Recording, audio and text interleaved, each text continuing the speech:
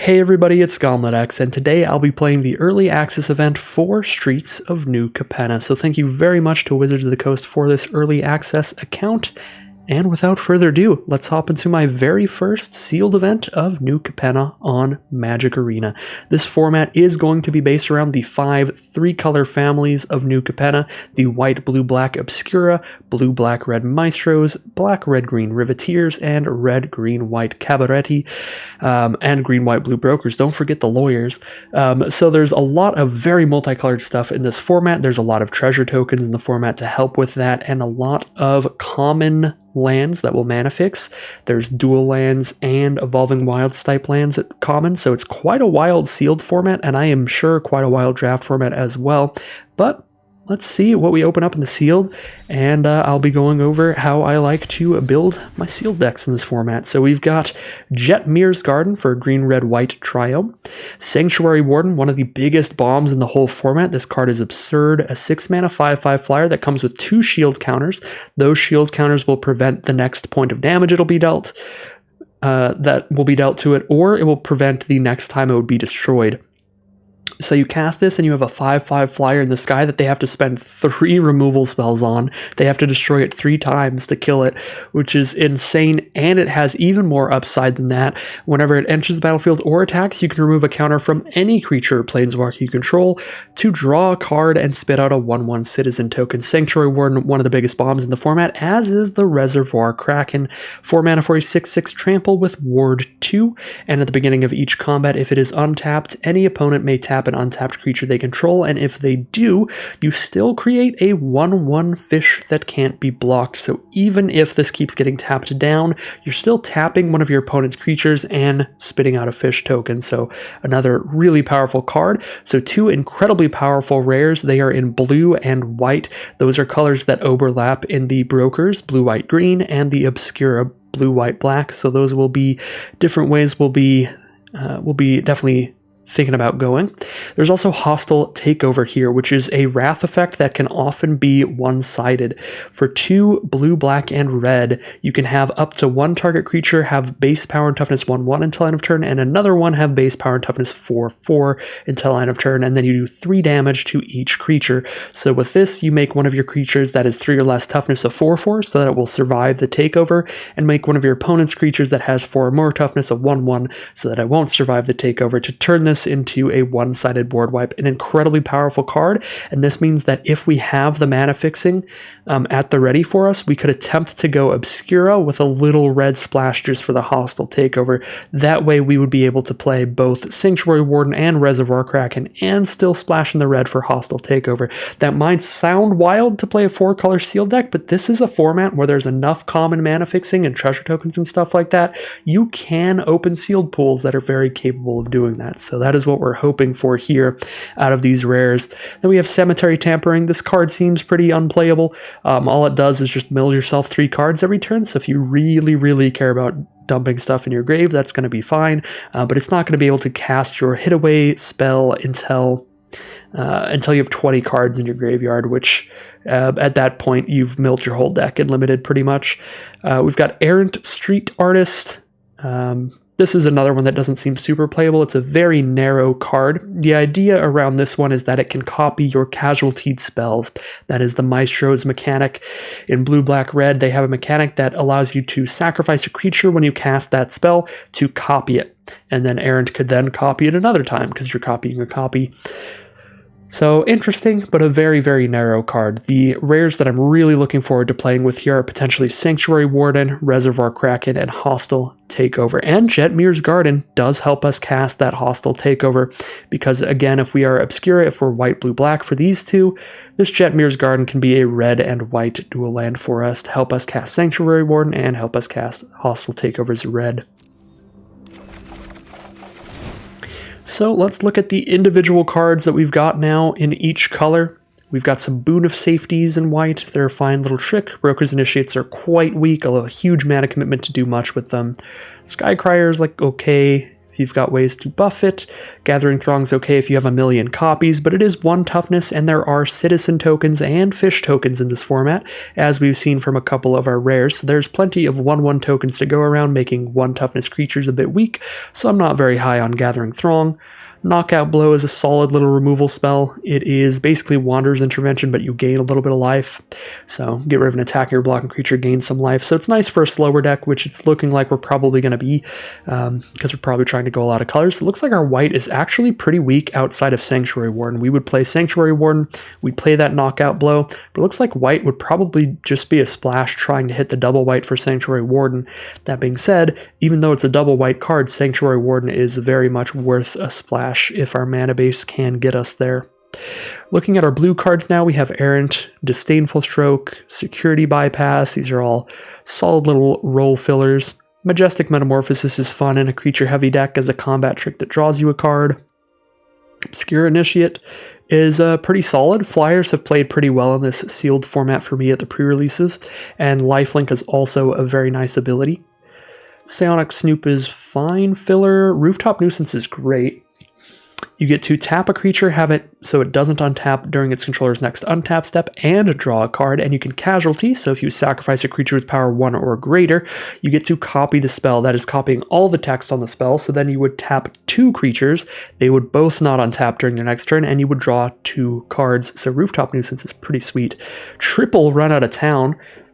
This is quite solid. It's a tempo sort of removal spell where you're forcing your opponent to either put whatever you're targeting on bottom of their library to essentially get rid of it forever, or put it on top of their library and make them spend their next turn redrawing and recasting it. So Run Out of Town's a great removal spell.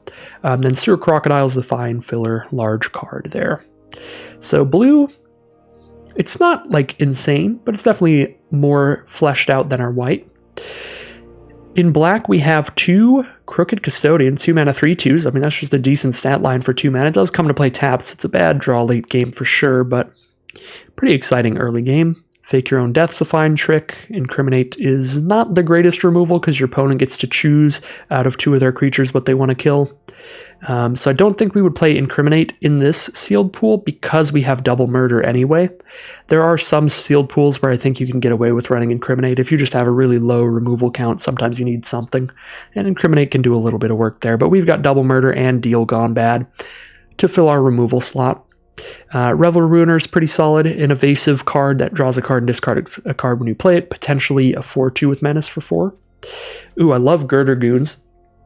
5 mana for a 4/4 that spits out a 2/2 when it dies, or you can blitz it out for 4 mana.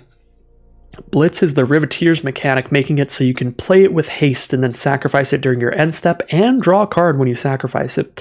So for 4 mana, you're attacking with a 4/4, then you're drawing a card and spitting out a tap 2/2. So really spicy card, really spicy blitz card for sure. Moving on to our red, what we got here, maybe we play Maestros as the core with white as a splash, or just Maestros in general, or Maestros. We've got Strangle, nice cheap removal. Sticky Fingers is an interesting way to get some treasure tokens, because this stacks a lot of text onto this 1 mana spell. Yeah, you're giving the creature Menace and the ability to spit out treasure tokens, and when the creature dies, you get to draw a card off of it anyway, so Sticky Fingers just replaces itself once when it dies. We've also got more cheap removal. We have Light 'em Up, 2 damage to a target for casualty of 2. We can do another target with this, or do 4 damage to 1 target. We've got Riveteer's Requisitioner, nice blitz card to get a treasure token. Call in a Professional is another cheap removal spell. This one's particularly cool because it can deal damage to creatures that have shield counters on them, because the damage dealt by this card cannot be prevented in any way. So you get to just finish off anything that has shield counters on it. Exhibition Magician is a really nice card in Sealed. It'll probably play pretty well in Draft, but I've been a big fan of just a 3 mana 2/1 that spits out a treasure token in my pre-release kits, because that is a really big way to help splash in a lot of stuff, those treasure tokens just being quite valuable. And red is really good at producing them. As you can see here, we have 3 Exhibition Magician and a big score, which is a solid draw spell. It's Unexpected Windfall. If you've played that in the past, discard a card, draw 2 cards, create 2 treasures. We'll definitely run both of those if we're going red. Witty Roastmaster is nice and filler, but it'll get in there. Plasma Jockey's kind of the same. Sizzling Soloist is interesting. I haven't played with this card yet, but theoretically it could be pretty good if you are aggressive, because when your first creature enters the battlefield, target creature can't block. If your second creature enters the battlefield, can't block for a turn, and that creature that you target will have to attack you during the controller's next turn. So if they have some card that's just sitting there with a good ability that they don't want to attack with, or they just have like a 0-4 or something weird like that, you just be like, all right, attack me with that so it can't block next turn. I have cast a lot of Pugnacious Pugilists in my time at the pre-release, and this card was sweet. 5 mana for a 4/4 that spits out a 1/1 devil every time it attacks is already a great deal. Adness has the flexibility of being able to be blitzed out. That's usually, for me, the kind of thing where if you're going to find lethal by blitzing it out, I do it. And if I'm just really stuck on mana and I just need to draw a card because I have more 5 or 6 mana cards in my hand than just the Pugilist, I'll also blitz it out for that. Because then you blitz it out, you still get value because that devil token will stick around if they don't kill it immediately. You're going to do some damage to them, and then you're immediately just going to draw a card. So it's kind of like cycling it if you're stuck on mana. So I really like the Pugilist. Card has played really well for me. And then Wrecking Crew is nice solid filler when you need your big late game creature. This is your big late game creature. Big old 4/5 trampler. So love that. Looking at green looks pretty solid, but I think we can just kind of skim right past it because we didn't really open up any super powerful green rares or anything to throw in. Initiates, whatever. Connoisseur seems fine. Giving Death Touch. Bouncer's Beatdown is a solid little bite removal spell. Whenever a creature deals damage equal to its power to something else. But then there's Broken Wings, which are very sideboardy. High-Rise Sawjacks, pretty sideboardy as well.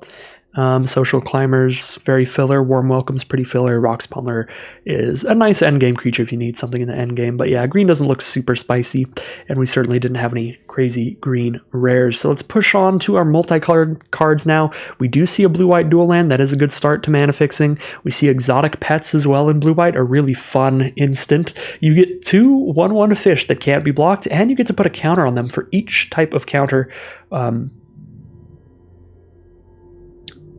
on your board. So if you have a +1/+1 counter and a shield counter, you can get a fish with a +1/+1 and a fish with a shield, which is really cute. What else do we have for mana fixing? Ooh, we didn't pull the greatest mana fixing ever, but we do have 2 Brokers hideouts for white, blue, green mana fixing. We do have Ominous Parcel, which is great mana fixing for any deck, pulling out a basic land of any kind. Oh, I love Courier's Briefcase. But we'd have to be green for that, and I'm not so sure I want to be in green. But this is a card that has also performed incredibly well for me at the pre-releases because I'm often doing 3 colors, like splashing a 4th, and the Briefcase makes it so if you just have some treasure tokens sitting around, all of a sudden, sack this Briefcase late game, draw 3 cards off of it, which is really nice. Wow, some good Brokers cards here. We see Spara's Adjudicators. This is one of the mana fixing big like 5-drops and 6-drop creatures. These are all really nice. These creatures you can exile from your hand to make one of your lands turn into a triome essentially until you cast this from exile. So these cards are quite nice because in the early game they're fixing the mana that you need, and then in the late game, once you've drawn all the mana you need, you can just cast them from exile once they've served their purpose. So I like those quite a bit. Disciplined Duelist is a nuts card.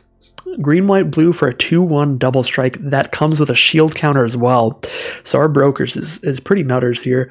We've got Disciplined Duelist and we've got Broker's Charm as well. A great removal spell, having your creature deal damage equal to its power to an opposing creature, or the flexibility of just being a draw spell to draw 2 as well, and main deckable enchantment removal as well.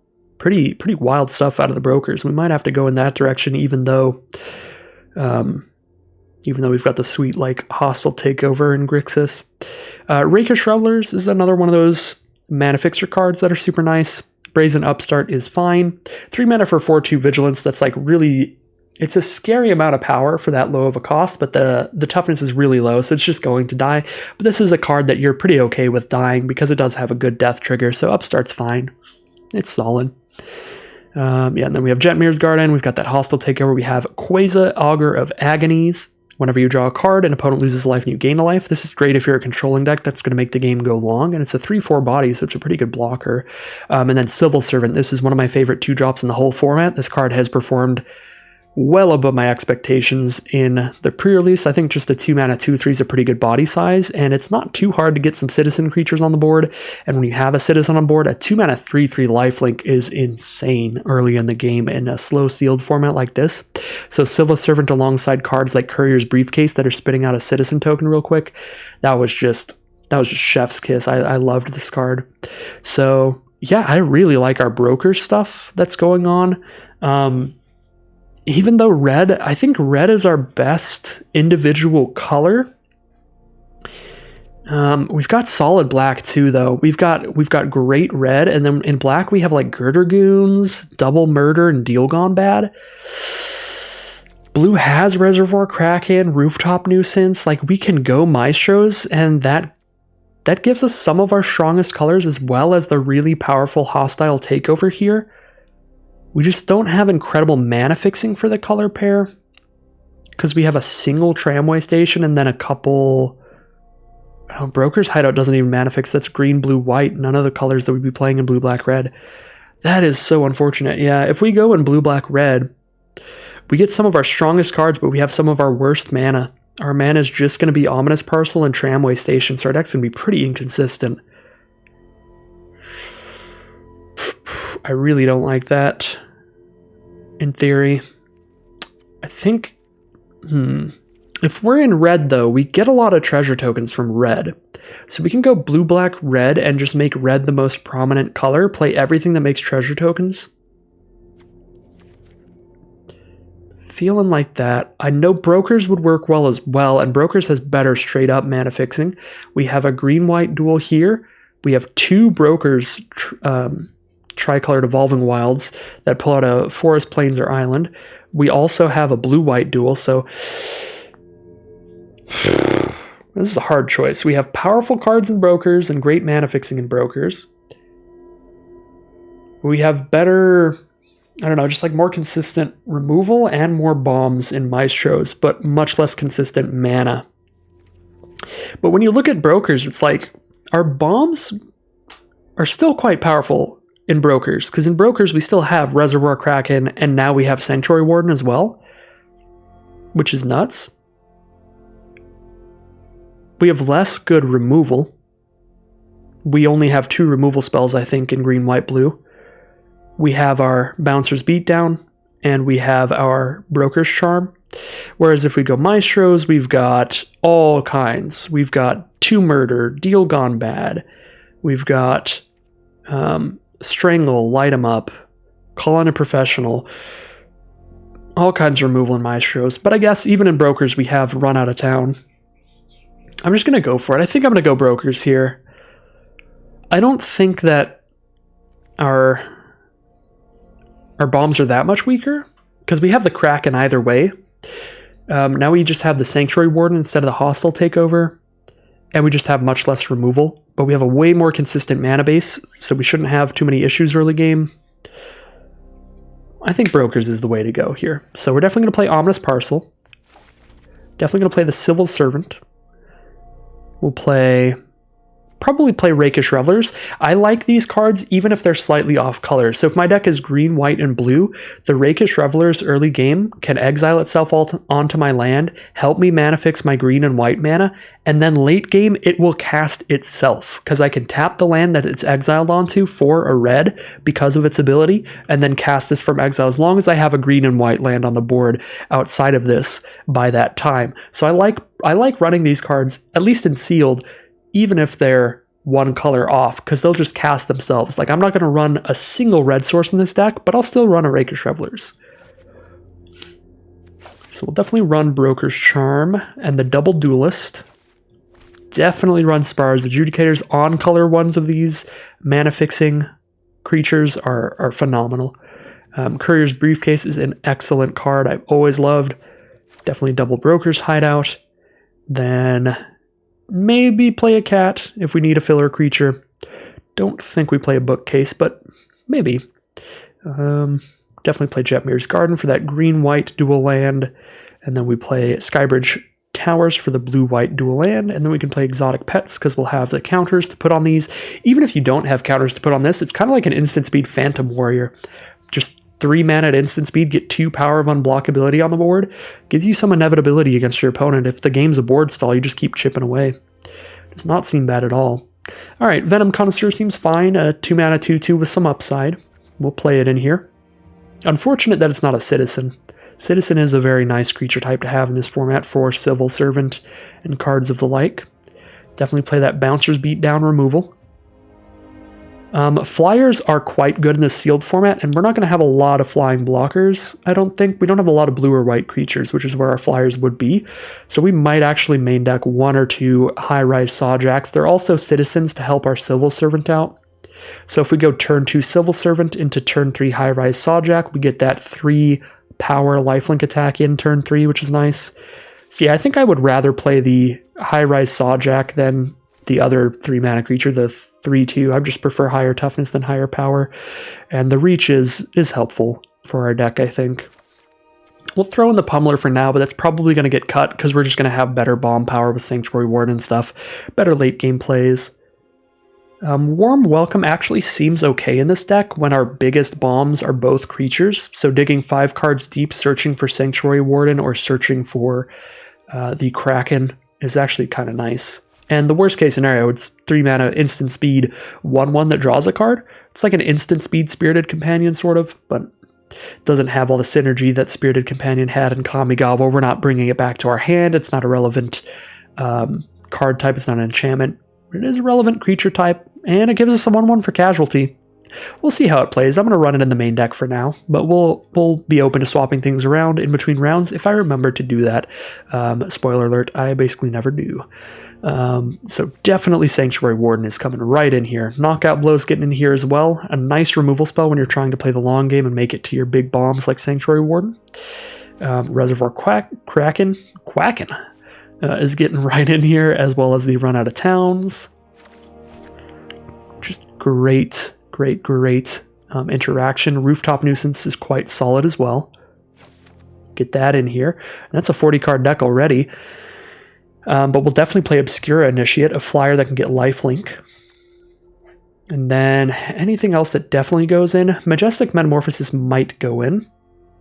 We don't have enough putting copies on the stack for the Errant Street Artist to be good. Disdainful Stroke might be okay. But there's a lot of powerful cards that cost less than 4 in this format, as you can tell by the mountain of our deck being at 3 mana. But it seems probably okay. Probably main deckable and sealed. We'll consider that. Don't know if we have enough creatures for Metamorphosis. We only have 12 creatures here. You can make one of your treasure tokens a 4/4 flyer out of nowhere. Get a free block out of it. But we don't really have very many treasure tokens either. A lot of that is going on in our red, which we are not running now. So, yeah, I don't think this is a Majestic Metamorphosis deck, but I think this card is definitely playable because of that card draw you get off of it. Alright, so we're kind of green, blue, splash white here. Mainly, it looks like. Another card I think is quite good, Boon of Safety. I think this is actually a really spicy combat trick. Or just a way to protect your creature from a removal spell, because it does that at instant speed, getting a shield counter on creature, and it also scries. So this is a card that you can use as a combat trick, but if you're in a position where you really need to specifically draw a land or something, you can just spend this at random during your opponent's end step, put a shield counter on a creature for later, just bank that shield counter for later and get your scry off early game. So it's kind of like a trick sort of spell that you can easily just cycle. So I've had some fun with Boon of Safety.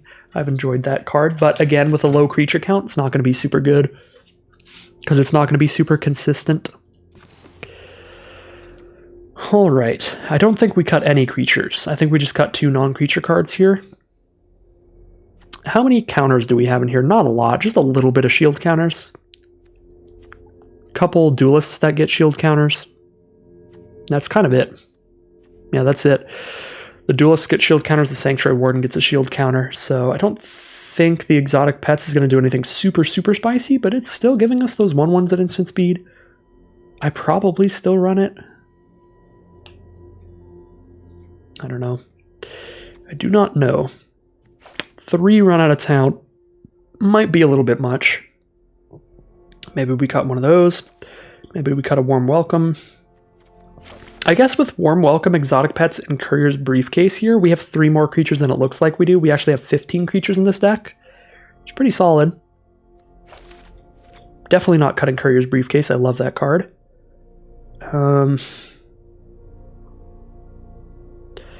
Even though this is going to be a deck where we're never going to crack it. We're never going to have green, blue, white, black, red. Because we don't have any way to get black mana, and we don't have any way to get treasure tokens. So Courier's Briefcase is not at its best here, but it's still a 2-mana 1/1 that comes with a treasure token, which is nice.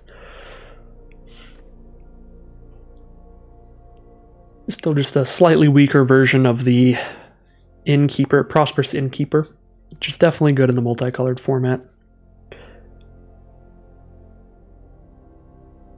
So, 2 cards to cut. Do I just cut 2 copies of Run Out of Town? I don't think I do. I think I cut one of them for sure, but then I kind of want to cut...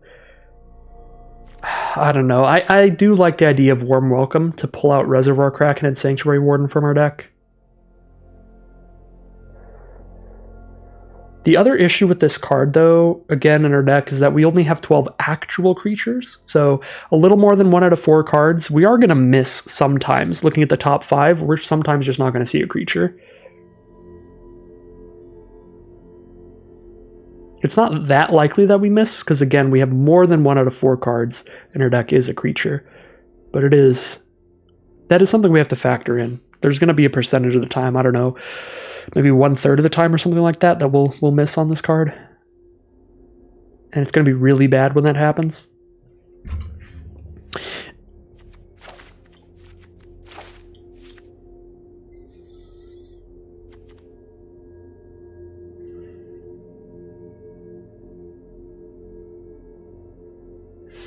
I don't know why I love these fish so much.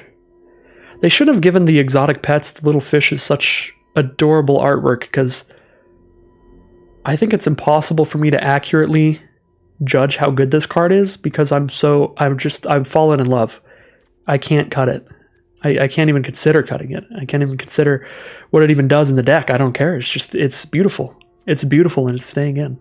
All right, I'll cut the Warm Welcome, I think.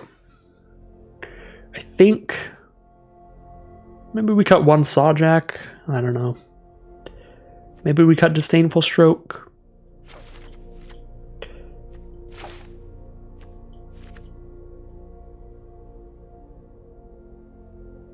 I had made my final decision on what to cut, and now it's all fallen apart. I've changed it.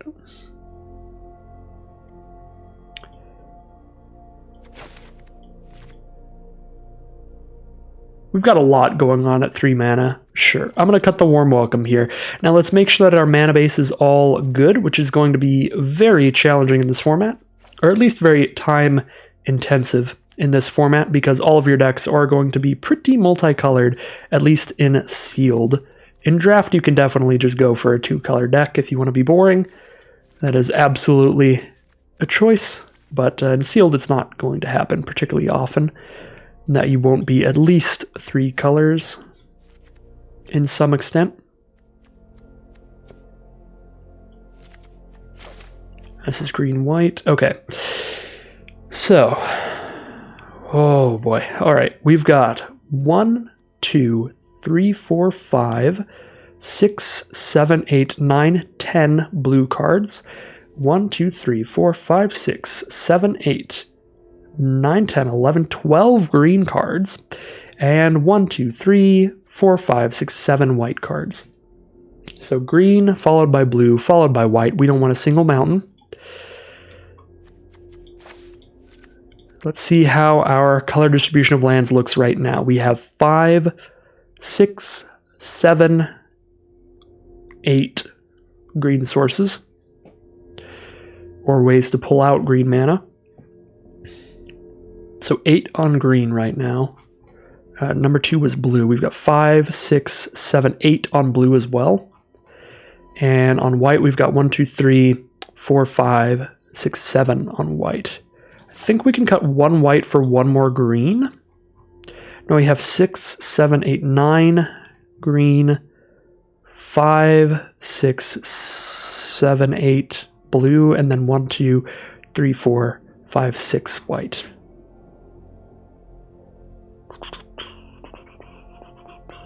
That looks pretty right to me with this kind of color distribution. Yeah, I think that'll be the mana fixing. And yeah, this will be the deck. Let's just name the deck Warm Welcome, because that's the artwork. Even though I cut the Warm Welcome, we're just gonna be very rude to that card. And let's see how things go in my very first sealed of New Capenna on Magic Arena.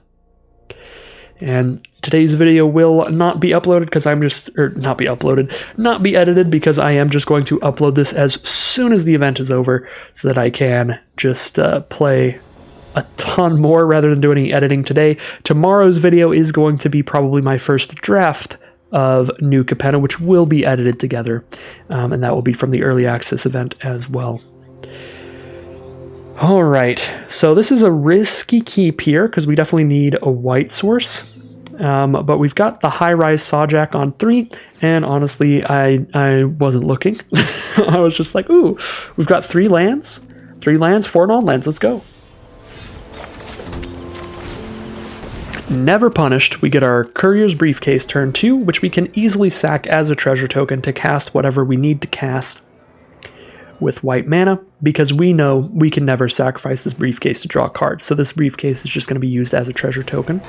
There's a turn 2 Civil Servant from our opponent, which is a very powerful card. We've got a Broker's Hideout now, so I kind of like dropping down our Disciplined Duelist to potentially threaten to attack them quite hard, and then just cracking the Broker's Hideout here.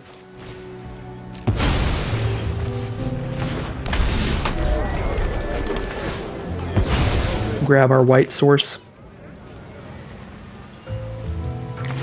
Gain a life. Now we pass the turn because the Civil Servant is a 2 mana 2/3, a really good stat line. As you can see, it's even good against our 2/1 double strike, because it will remove our shield counter if we attack in.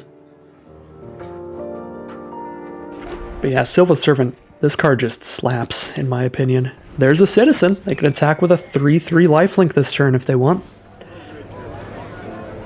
It looks like they do want to, so now we've got something pretty interesting here where I can block with Duelist, and this is how good the Duelist is. I get to block with Duelist, first strike for 2 damage on Civil Servant, then they'll deal damage to each other. I'll kill the Civil Servant, and the shield counter will be removed, meaning we're preventing all the damage here, so they don't gain any life. And I just kill the 2/3. Now they have knocked off my shield counter, so now Duelist can definitely die, but it still feels like a pretty good deal to me to just go for that kill there.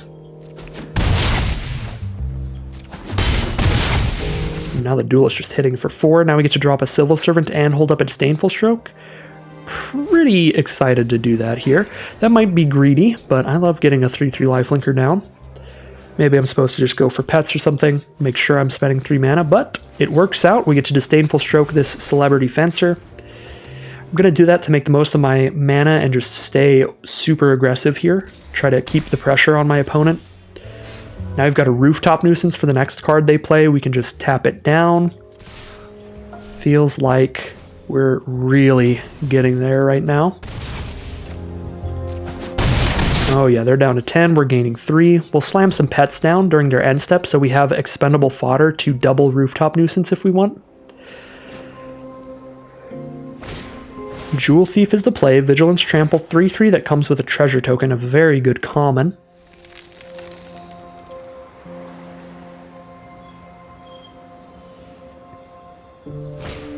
A Social Climber.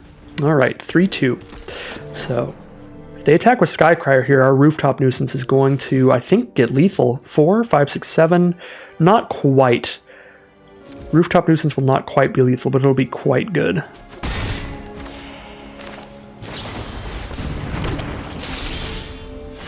Jetmir's Garden is the draw. Okay.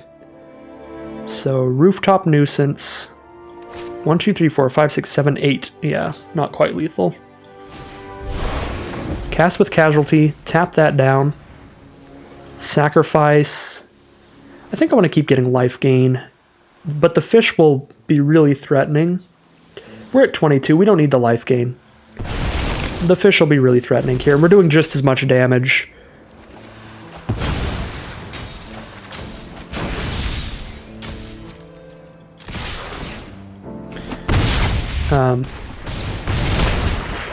tapping the citizen or attacking with a fish. That's what I wanted to say. All right, so they're down to 3 now. We're at 22. Those creatures remain tapped. Rooftop Nuisance is just nuts. And we've drawn another one here too.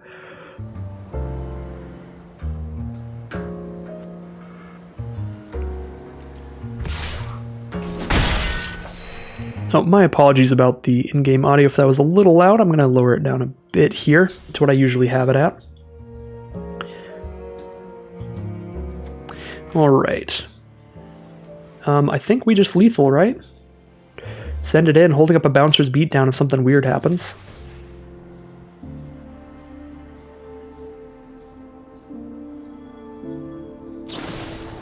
Knockout blow. They're going to gain 2 life here to put themselves at 6.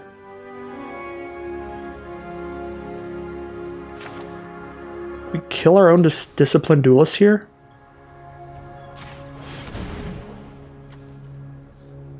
With Bouncer's Beatdown. Counter their spell. They don't gain life.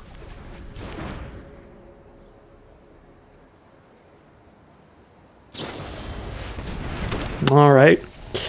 Well, got Exotic Blow as well, so that didn't work out for us, but we have the Rooftop Nuisance backup plan, so we should be fine.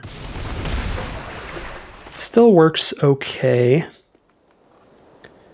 Let's actually go for the Sawjack here and keep the Rooftop Nuisance as a surprise.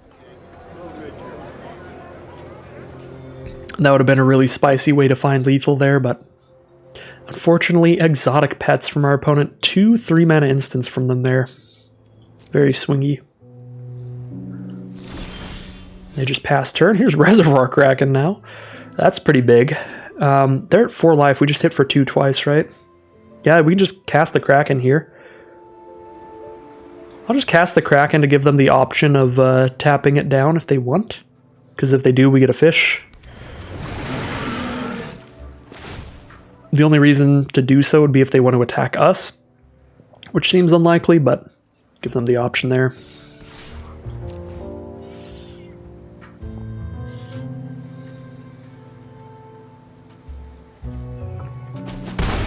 Alright, opponent is down to 2. 1 card in hand here. They're going to have us both draw a card, dig for an out here.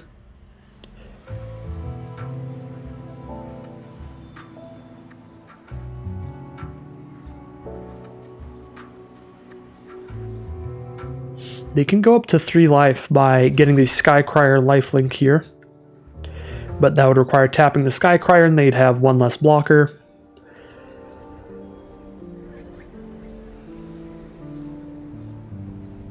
So then we could kill them by going wide, probably.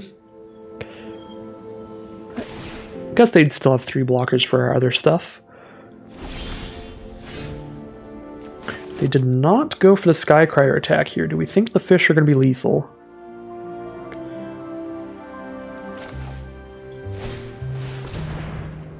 I feel like probably. I can't think of a 2-mana way to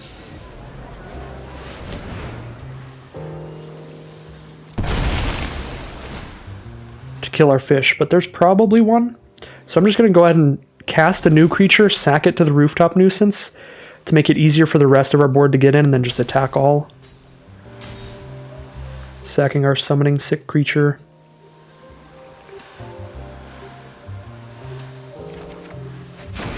Ooh, Ominous Parcel. Move to combat. They will tap down the Kraken, we'll attack with everybody else. Unfortunately, this is not a fish citizen. But then the Civil Servant would get some lifelink. That'd be cool.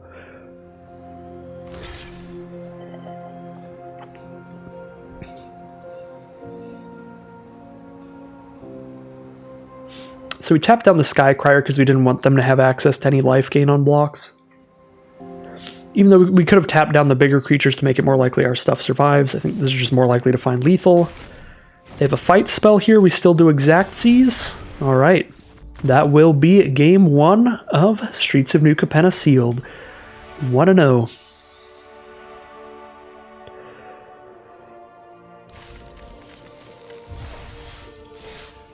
head on into round 2 now with our Brokers deck.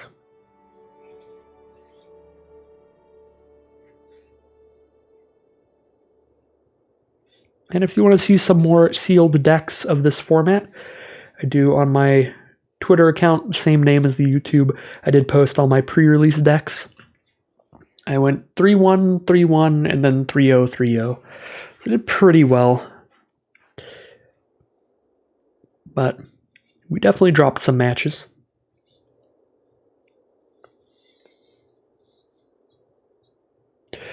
Got to play 5-color in my very first pre-release ever.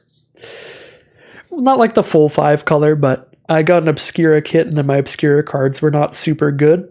So I moved in like Cabaretti was my best stuff. So I played primarily green-red with a ton of treasure production. And off of the back of that treasure production, as well as a ton of mana fixing, I managed to splash in a little bit of like every other color, but primarily green-red. It was a super fun time. And then my second pre-release, I believe, was a Brokers deck splashing a little bit of red. Or actually, it was the other way around. It was a Cabaretti deck splashing in a little bit of blue for the Soul of Emancipation. It's a big late-game green-white-blue bomb. All right, here we are now in round 2 of Streets of New Capenna sealed. We've got 2 of the mana fixers to make sure that our mana base is beautiful here. We only have 2 lands, which is a bit risky with a hand with a bunch of 3-drops and more, but I think I'm still going to keep it. We just need to draw 1 land here to start dropping some great stuff, and we're guaranteed to have every color that we need.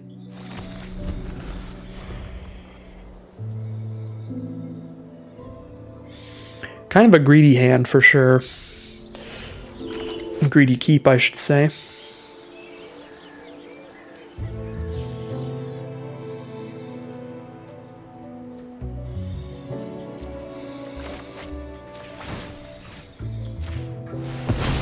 Exile the Adjudicators first, because the only red card we have is the Rakish Revelers.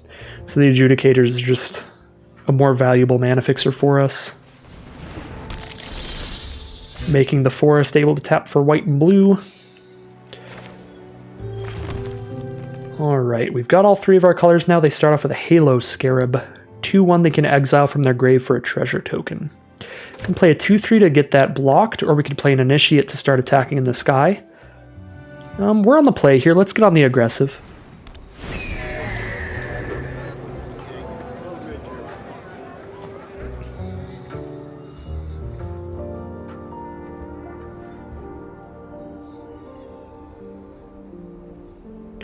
Our opponent is on Cabaretti so far. Green, red, white with their garden. And a green-white duel as well. Right, so we'll take that 2 damage. There's an Ominous Parcel from our opponent. They can sacrifice that to get some mana fixing. Jetmir's Garden's a beautiful draw. Our mana is just looking absolutely phenomenal here. Probably just going to play the Sawjack here. Attack for 2, play a 2-3. This is the one issue with having exiled the Adjudicators instead of the Revelers, is we have to exile the Revelers before we can cast it, because we need a land that can tap for red to cast this. So that would be the biggest argument for actually exiling Revelers instead of Adjudicators, and maybe that was a bit of a misplay. Because now the Revelers is going to take some time to get down. Probably be the last spell that we play, because we'll just treat it as a 7 mana spell instead, probably, at this rate. As soon as we hit 5, we'll do Adjudicator. As soon as we hit 6, we'll play Pummeler. I'm gonna run out of town. They've just got double Scarab here. Alright, well now we've got time to exile the Revelers, so we're just attack with the Initiate in the sky. And it might be okay.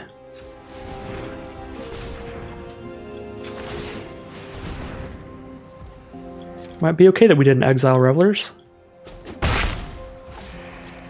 Because we'll just exile it during their end step. Now I might be overvaluing the life gain here, because we could pop Broker's Charm to draw 2 cards during their turn if I didn't gain the life here. But I'm going to be greedy with this Broker Charm. I really want to be able to blow something up with it. Corrupt Court Official. Probably discarding Run Out of Town here, since it's temporary removal. Maybe we discard the Pummeler since it's 6 mana. It's definitely one of these two cards.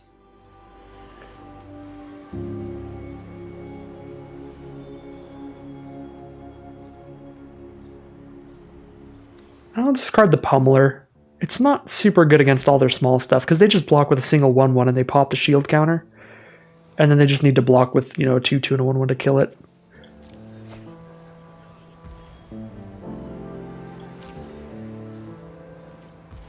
Okay, they're passing turn. Let's make our island just insane, I guess. We do hit a land, so we get to play an Adjudicators or a Revelers. So we definitely attack in the sky. I think I would rather play the Revelers, because the 1/1's really nice against their board state. And then we save Adjudicators for its good to enter the battlefield effect, shutting off an attacker or blocker. The Revelers spits out a 1/1 when it comes in. But this way we have a nice wide board here, and then Adjudicators comes in, shuts off their best blocker, and we just attack all next turn. Unless they are going to Disdainful Stroke the Revelers or something. Oh, they have exiled their Shattered Seraph onto one of their lands, so they are green, white, blue, black, and red. Probably 5-color here. But Jetmir's Garden could be in here just as green-white mana fixing. Nimble Larcenist is unfortunately incredibly good against our hand. Exiles an artifact, instant, or sorcery when it enters the battlefield. Nimble Larcenist is a rough card to run up against, because it's a very coin-flippy card. It's going to be busted if your opponent has the instants and sorceries hand, and it's going to be pretty bad when your opponent just has creatures in hand. So, always a rough time to see a Larcenist when you've got double instant. Wow, it also blocks our Initiate in the sky here. I think we want to just slam in with everybody. Oh, there's the Disdainful Stroke. Oh...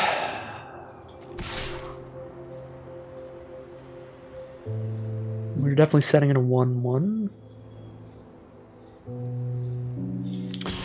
Just still send in with everybody, I think. There is no way on earth I am bouncing this Larcenist. So they can 2-for-1 us again.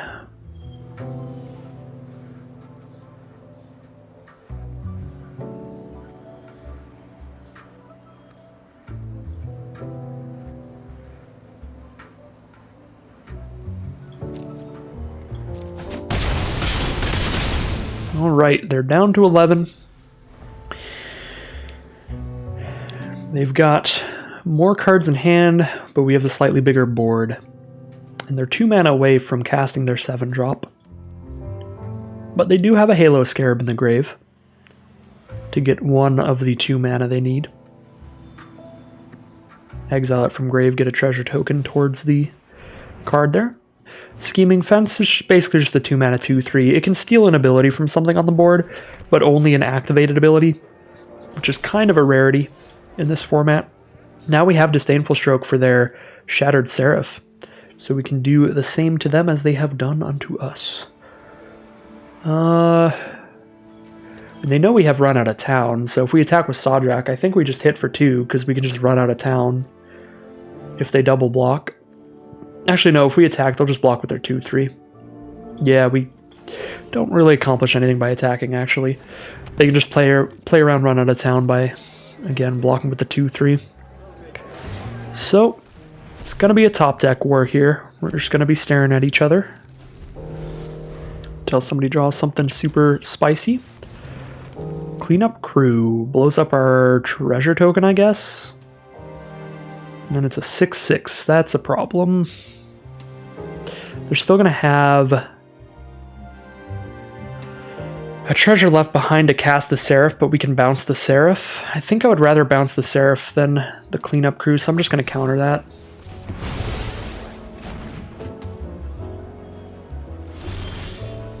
Ooh, knockout blow is actually big enough to kill the Seraph.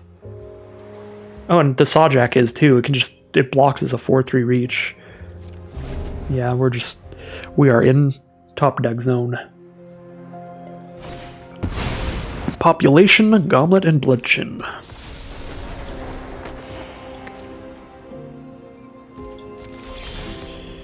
Things are looking pretty even.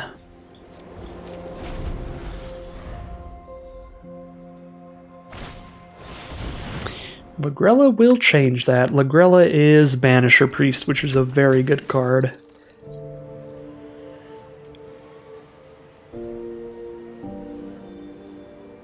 Exile one of our cards till it leaves the battlefield, I think?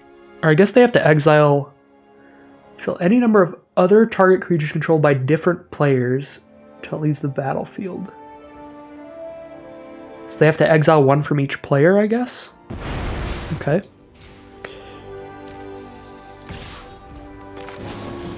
I'd rather hold on to Knockout Blow and just block Shattered Seraph here. So they get their Scarab back with a counter on it, I guess?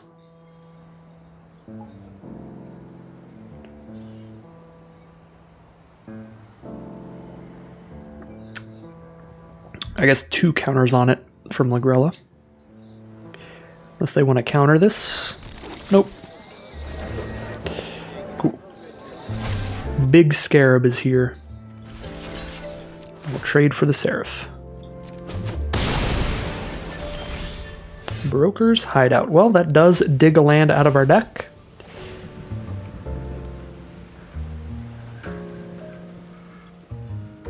Another white source, I guess. Pass the turn.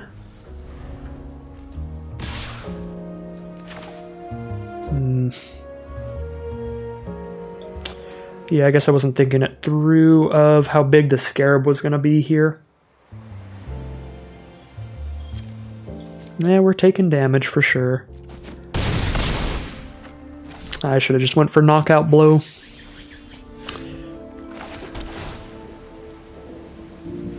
That's crazy.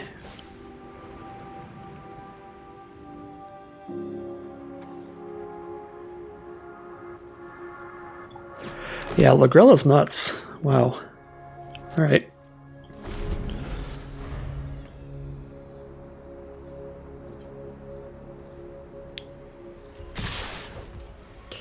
Definitely need some gas, and we need it pretty fast. Saving Knockout Blow now to just deal with Lagrella again. Because if we draw any of our big bombs to get out of this one, Lagrella can get rid of them. Luckily they have cast Lagrella now, so now we'll just cast our bombs, and we're pretty open to just casting Knockout Blow whenever now. Broken Wings to blow up our treasure token, okay. Definitely seems a lot better than it is, because we don't have any black sources in our deck. So it's actually pretty nice to pull out the Broken Wings on that.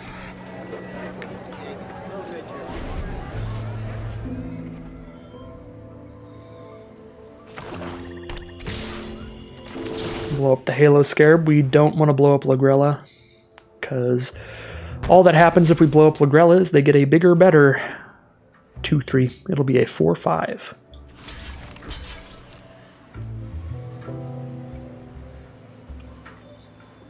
Have our creatures bounce off each other unless they want to trade a combat trick into our Civil Servant. Looks like they don't want to. They will just crack their Botanical Plaza to draw a card.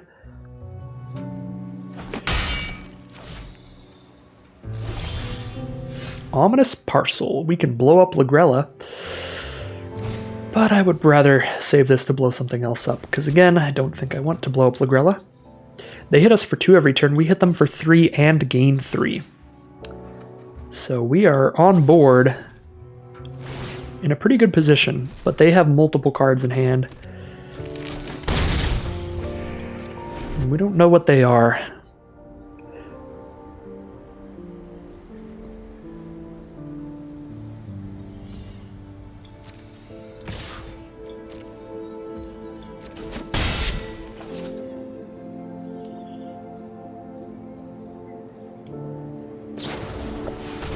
Blow up our Civil Servant and mill themselves.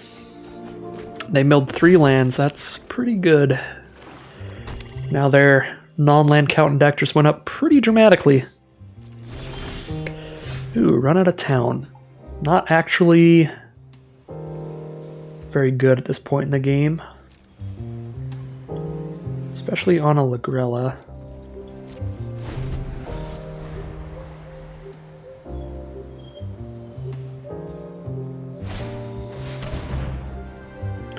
That is irritating. This Court Official's the most annoying card. Actually, I think Larcenist is more irritating. Oh.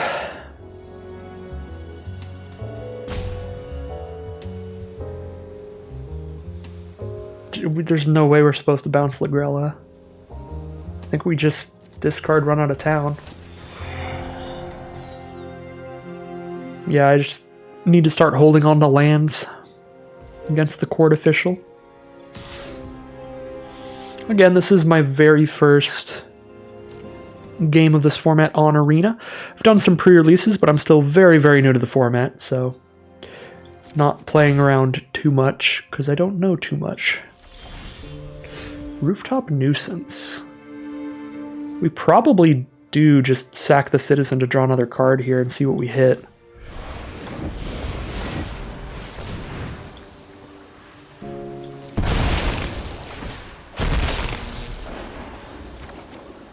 Ooh, there's Sanctuary Warden. Oh, why? Oh my god, we're 1 mana from Sanctuary Warden. I'm going to hold on to the towers so they can't corrupt Court Official the Sanctuary Warden out of my hand, but if they make me discard 2 cards, I'm about to resign from this sealed event. Freelance Muscle. That's pretty scary. We'll probably blow that up with our parcel.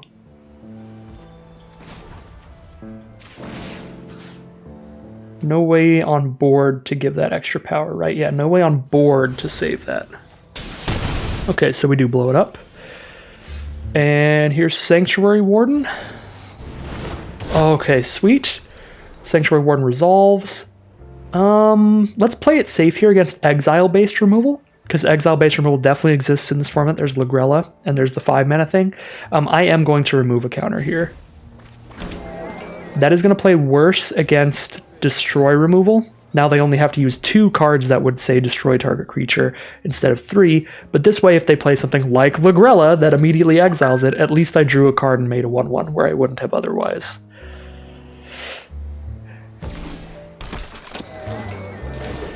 So there's Lagrella number 2. Seems pretty good to exile the card with multiple shield counters.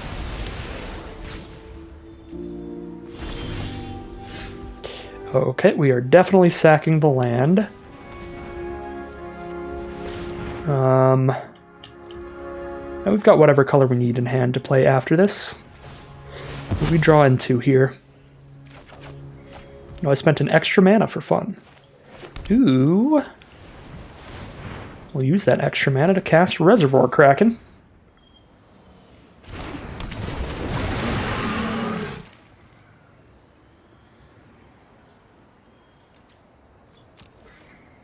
Pass the turn.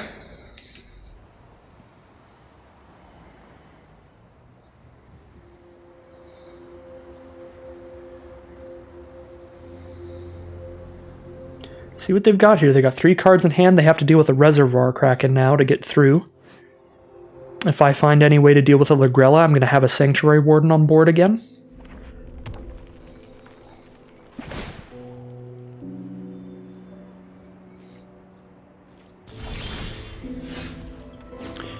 Okay.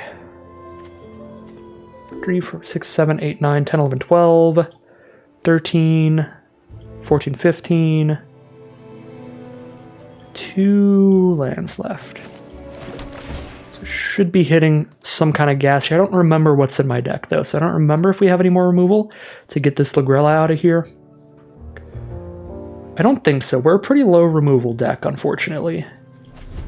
We've already got both of our run out of towns. And our brokers thing got exiled. Yeah.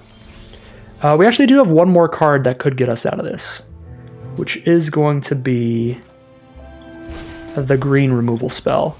And it might be a little risky to draw 2 cards here because we're getting late enough game. Somebody could get milled out, but I'm going to do it anyway. I'm going to get spicy with it. This will guarantee our Kraken hits for 6 here because they just have no blockers. And we hit Disciplined Duelist as one of the draws. Now I'm pretty sure we only have 1 land left in the deck, so should be just gas from here. Maybe it can close it out because their creatures are going to stay tapped next turn. This is a long game. This has been a stressful one for sure. And there's the concession. Probably just lands from our opponent as well. We were getting to that point in the game. We'd both drawn almost our whole library.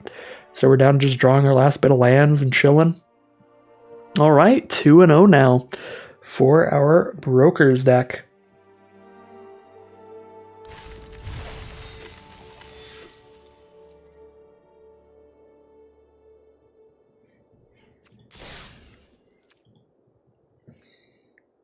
Pretty warm welcome to the format. Not a warm welcome to the warm welcome card, though. I still feel bad having cut it. All right, round 3. Here we go.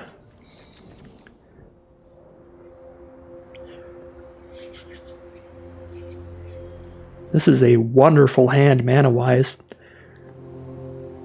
Turn 1, we get our tapped white source. Turn 2, we get our Civil Servant. Turn 3, we get our Sawjack to immediately attack with the Civil Servant as a 3-power lifelinker. If it can get in well, our opponent is on the play here, so they're quite likely to play a pretty sturdy board state of their own by the time our Civil Servant gets to attack. And now we have Courier's Briefcase as well, another way to make a citizen for our Civil Servant. Very nice. And the treasure token to ramp out an early Adjudicators. Could be spicy too.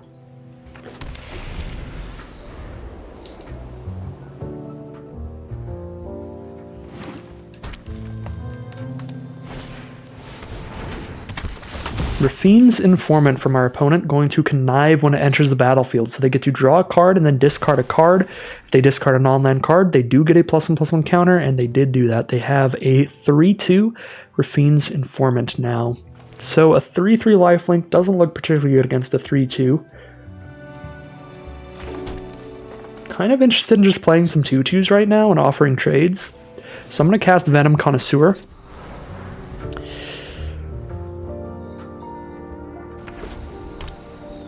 This way if they attack in, we just block. Alright, trade will happen. And now a Civil Servant of their own. Love that mangy cat.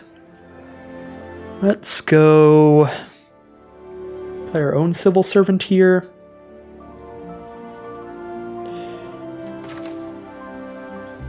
Got 3 mana.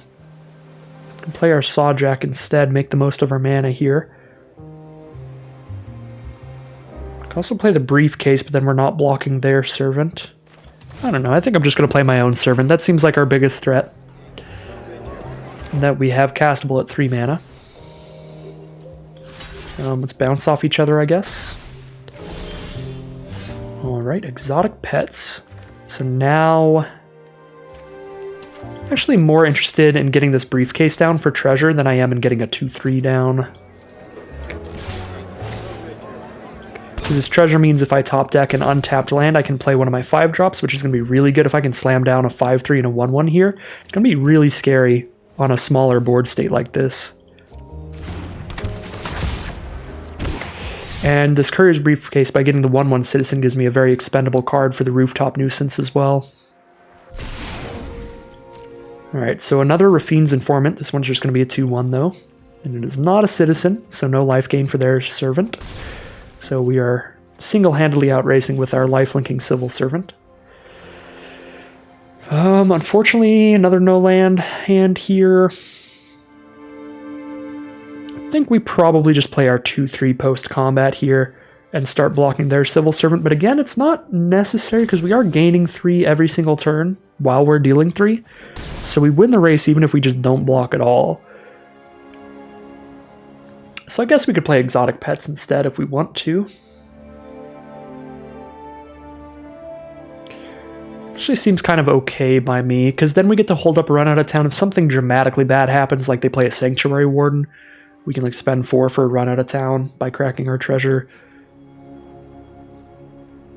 And then if nothing bad happens, we just play our pets. Our nice little fishies. Alright, so they're hitting us for 4 here, but again, 3/3 lifelinker is so huge, we're still at 21 after just taking damage every single turn here. And now here's our exotic pets, our nice fishes, and there's our land. So we've got the 5 for Revelers. Keep jamming in, keep gaining life. Out of the way. They're going to return our Civil Servant to our hands, so we'll have to recast it here. Nothing we can do about that, so that'll definitely resolve. And we will just recast it here. No biggie. This gives us the time to now just exile one of our Revelers or Adjudicators. Probably exiling the Revelers so they can cast themselves without cracking a treasure.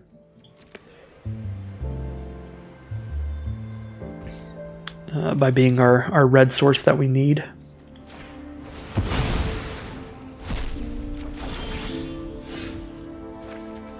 All right.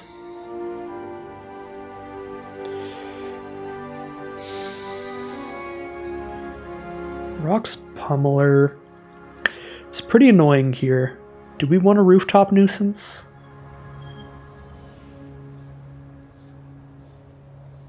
We just want to run it out of town. Actually pretty down to just run it out of town here. But even if we do that, we can't get through these two. So probably just attack with the fish. Play an Adjudicators and shut off its ability to attack or block. Yeah, if I attack with Servant, it's just going to trade with their Servant because they double block and we only do 3 damage, not 4.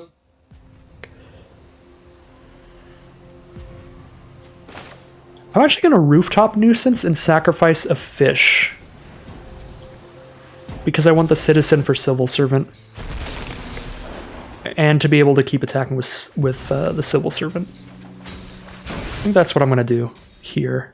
And now we do have land for turn as well, which is beautiful.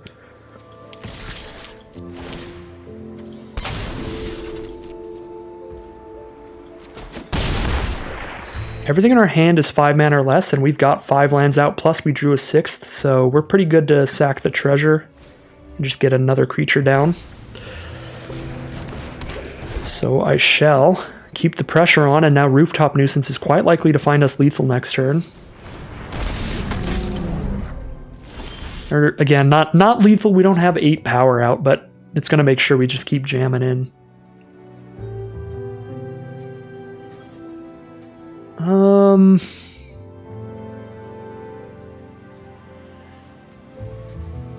Just run out of town instead too, though. Yeah, I think we run out of town here, and then we Rooftop Nuisance next turn for the kill.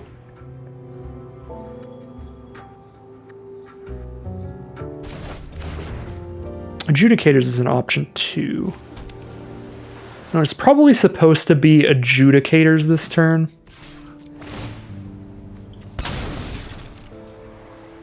Because then we're getting 4 more power on the board and shutting off the blocker for the turn.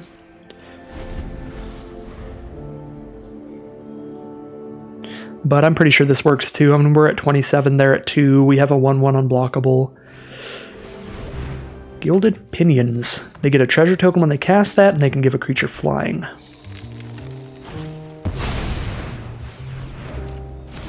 Alright, Pummeler's back.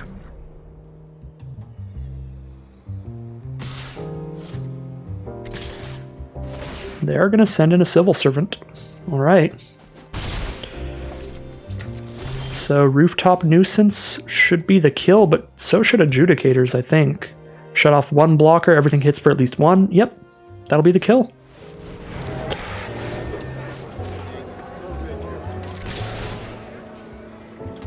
And Adjudicators is a big old Citizen, so we even gain some extra life, potentially. Not if they block with a shield counter creature, but still lethal on board.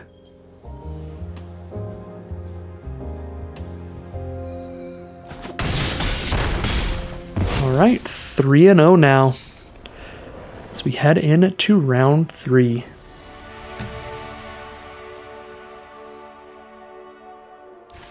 This whole sealed event is really, it's just showing that civil servant just popping off.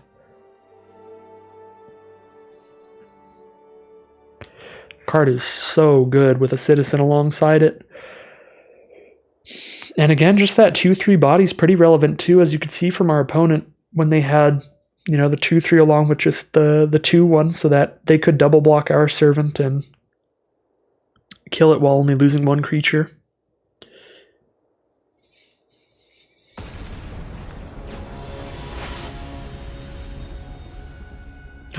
Oh my god, we're against Magic Mike's. Magic Mike's is a Magic the Gathering news podcast. I highly recommend them. They've got Mr. Orange Guy, Evan Irwin, who used to run the Magic Show a while ago. It's pretty spicy. This is a bold keep, but we're on the draw here, so I'm going to assume I can draw at least 1 land, and we immediately did, and it's the best land. But yeah, Evan Irwin is like one of the OGs of Magic content creation. So yeah, Magic Mike's is a pretty great podcast. It's him and MTG Nerd Girl and Ruben Bresler. I enjoy all of them very much, so I don't know who I'm playing against out of the 3 of them, but it's one of them. And that's pretty cool. Let's just get a turn 3 Disciplined Duelist, shall we? Now, Brokers is going to have good removal against this card, to where they could have ways to exile it, ways to bounce it to our hand, ways to pacify it. Those are good ways to remove a card with a shield counter. Falco Spara, oh boy. That's big and scary, and it has a shield counter on it. And cast cards from the top of their library.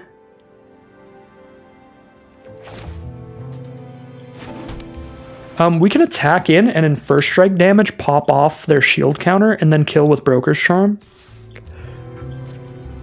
If they block. Alright, no blocks.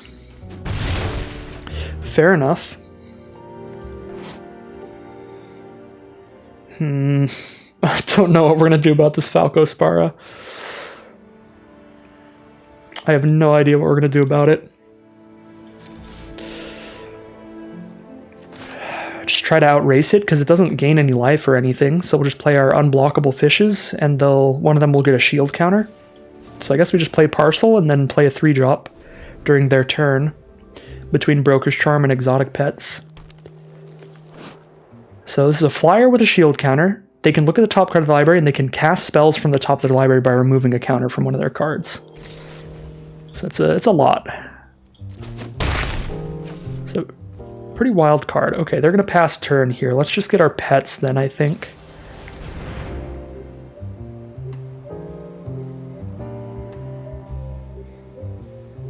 Our little fishies.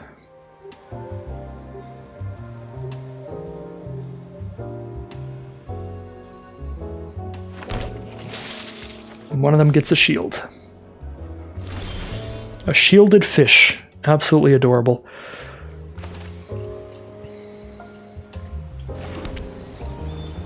Attack all in here. Still going to hold up Broker's Charm. I could at any point use it for just the +1 power to hit for 2 more damage with Double Strike, but I don't think it's worth that.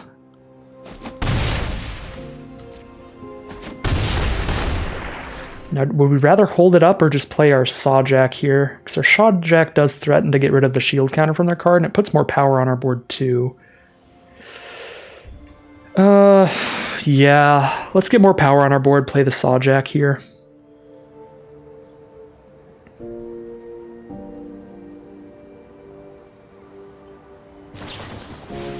Case the Joint. They're going to draw 2 cards, look at the top card of both players' library as well, so they know what's coming from each player.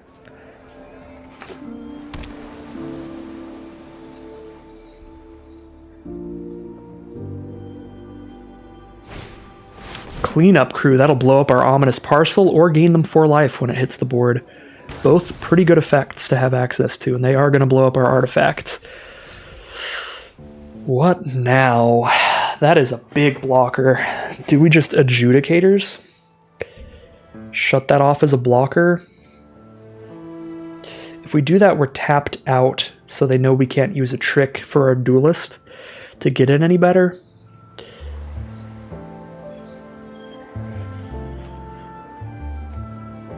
Oh boy.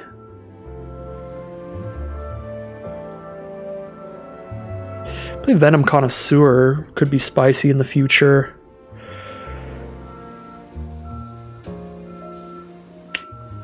Yeah, Cleanup Crew is just, it's so chunky.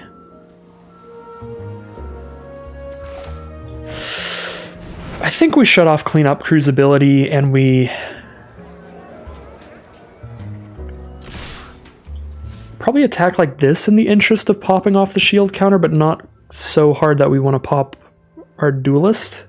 Our duelist will die, and it won't kill Falco Spara. 4, 6, or 1, 2, 3, 4 adds the damage. Yeah, I think I just attack with these. Have our Sawjack get rid of the shield counter.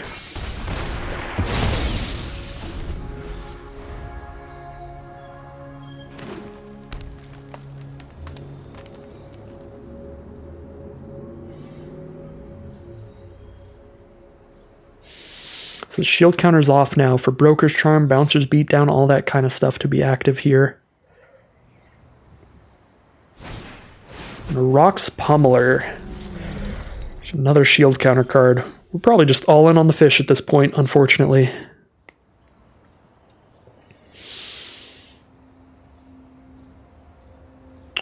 Attack with the duelist and the fish, because the duelist is pretty great with Broker's Charm here. It will die, but we can make it put in some work before it dies, and it's not going to break through all this stuff regardless.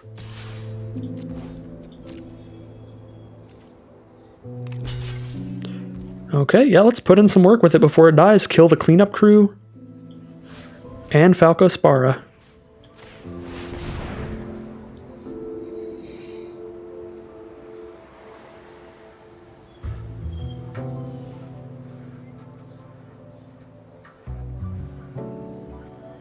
Another shield counter? Ooh, slip out the back, phase that out of existence.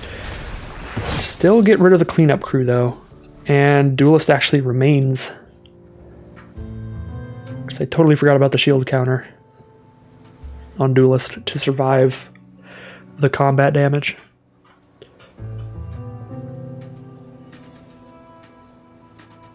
Yeah, Duelist would not have died to Falco Spara, we just would have lost the shield last turn. That time that I decided to attack with the 2-3 reach but not the Duelist, I should have attacked with both. I just keep forgetting how absolutely nuts Disciplined Duelist is. Oh, they're just jamming here. Alright, let's hope for not lethal.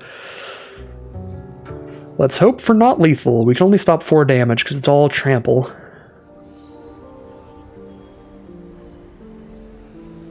If they can do +7, they get there. Not +7. But they get lifelink.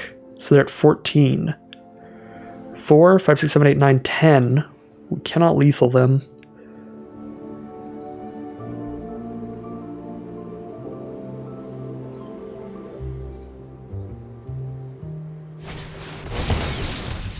Oof, sleep with the fishes. Yeah, that is rough. We are miles away from winning with the fish tokens now. That life gain was huge. +2/+2, flying lifelink. That is rough.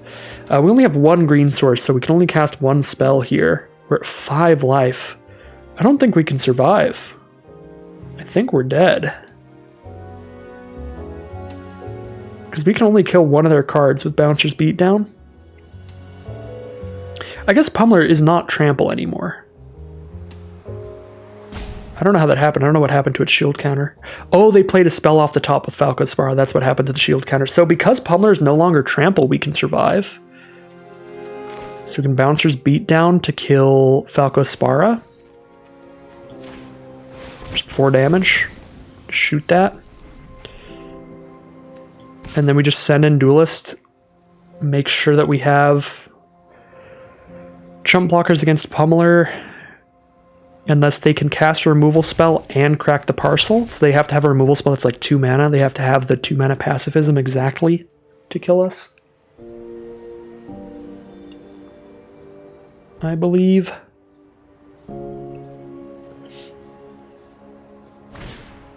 Metropolis Angel. When they attack with creatures with counters on them, they will draw a card.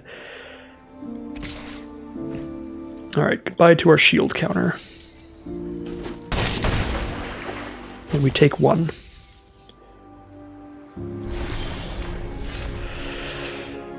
Oh boy. Well, we just die to flying here. We've no way to kill it, we've no way to block it. Die to the flyer unless they chump block our duelist.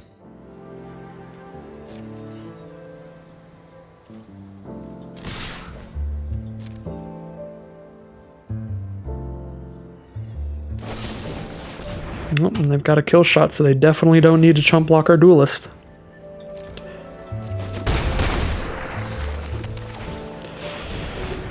Well, that'll be that.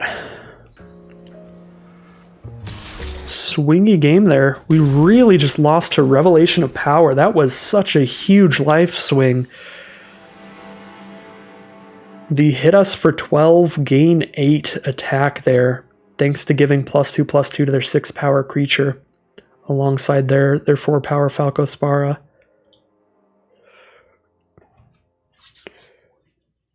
It's not often that you see the game completely decided by just some random combat trick, but that one really got there. The lifelink was absolutely massive. Well, that was a good game. 3-1, very swingy one as we head into round 5.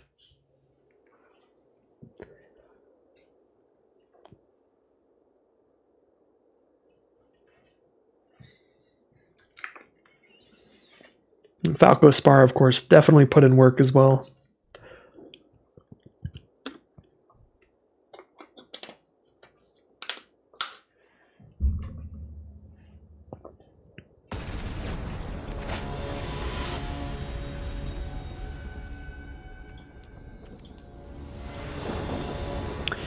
All right, here we are now in round 5. Super keepable hand, all 3 colors. Don't have any early game plays, but sealed has tended to be pretty slow, so we should be safe. Starting up here, just play some tapped lands and pass. Attended Socialite. All right, well, opponent is starting off the game running. Your 2/1 that gets +1/+1 every time they play a creature. No creature turn 3 though, just hits for 2. We don't need to exile Adjudicators, our mana is pretty much perfect right now. That's a 3/2 lifelink turn 3. Oh boy. Surprised they went for the post-combat there, rather than getting the extra damage. Maybe they're playing around kill shot or something. That way if I kill shot the Socialite, they pull it back from the grave. Probably what they were doing there. Alright, now we have a Revelers to exile here so we can cast it next turn. And that is the plan. But actually we do have Jetmir's Garden letting us cast the Revelers anyway, so we don't even need to.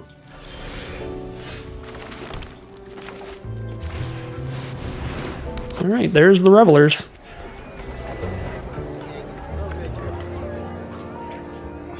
That could theoretically be a 2-for-1 trade. Trade our 1/1 Citizen for the 2/1 Socialite and our 5/3 for the 3/2 lifelink. There's the removal spell for the 5/3, but they don't get to attack with a 2/1 this turn. And we get a treasure token. There's a Reservoir Kraken here. That's pretty good. Just gonna slam that out here. I'm at a low enough life total. I am interested in cracking the treasure for a Connoisseur here.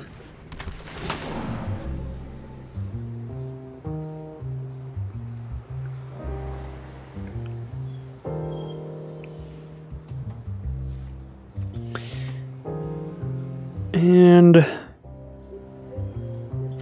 think I'm okay to attack for 1 here.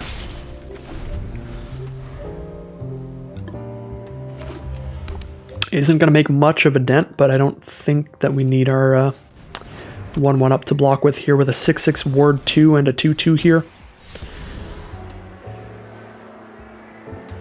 So an Echo Inspector from our opponent to connive, to draw a card, discard a card. If they discard a non-land card, they get a +1/+1 counter on that.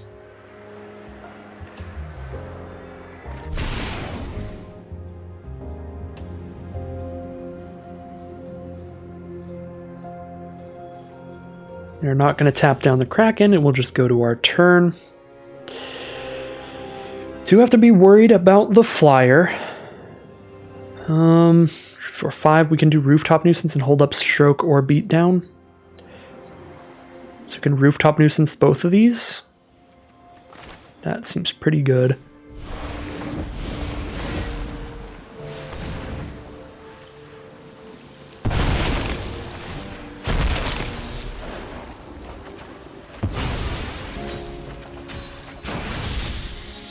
Draw a couple cards.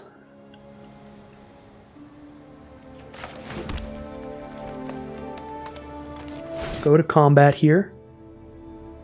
No tapping down the Kraken, so we'll just send that bad boy in. Actually, I'll send in the Connoisseur as well. I'll take that trade.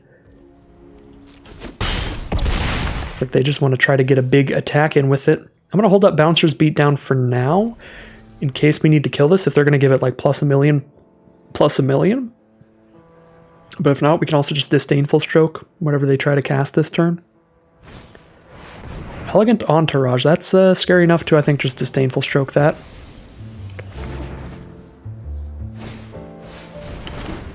So Sky Crier will be the one that resolves, and they will attack for 3. They're going for it here for sure. Some big flyers over there. 7 mana. Not quite enough. Not quite enough to kill one of their cards with Beatdown and play Adjudicators, unfortunately.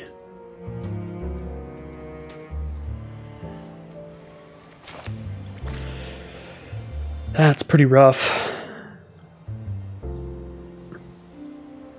We just go to combat. We might have to just hold back again. These flyers are a really big deal.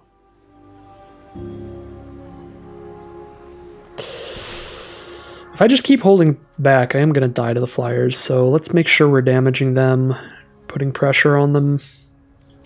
But I guess I am playing Adjudicators to shut off the bigger flyer here. And then since I can't afford Bouncer's Beatdown anyway, we'll play Civil Servant as well to attack with next turn.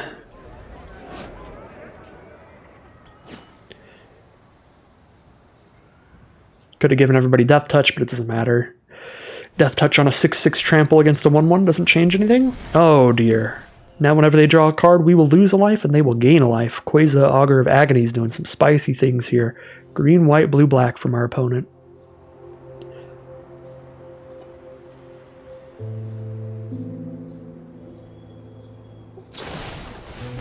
And the prize fight to beat our Civil Servant and get a treasure token. Sanctuary Warden is the draw. That is a draw and a half. We just slam that thing down, don't we?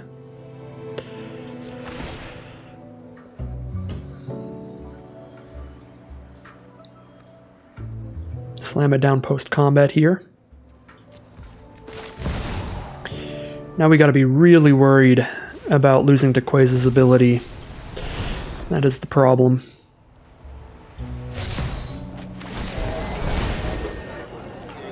Again, because our opponent has white, I want to play around exile removal. They're white and blue, I want to play exile and bounce removal.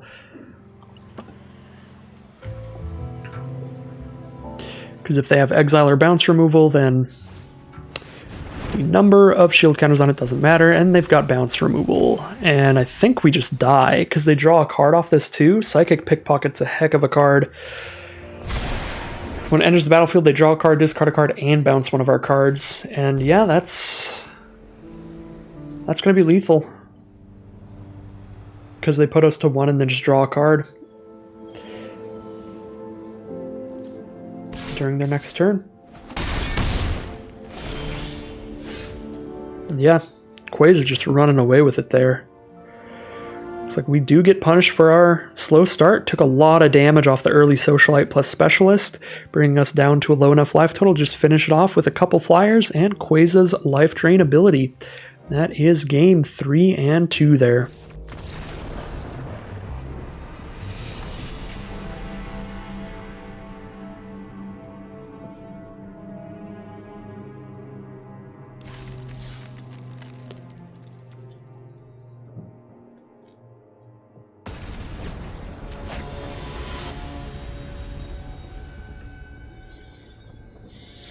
Here we are in what may be the final round of my first sealed event of Streets of New Capenna. We are 3 and 2.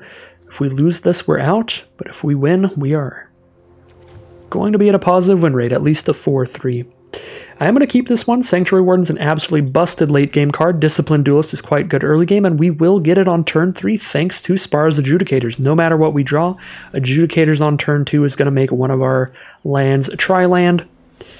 And we know we get this Duelist down, and I think I'd rather do that than play the 1-1 here, because we might have to crack our treasure immediately if I play that turn 2 instead of exiling Adjudicators.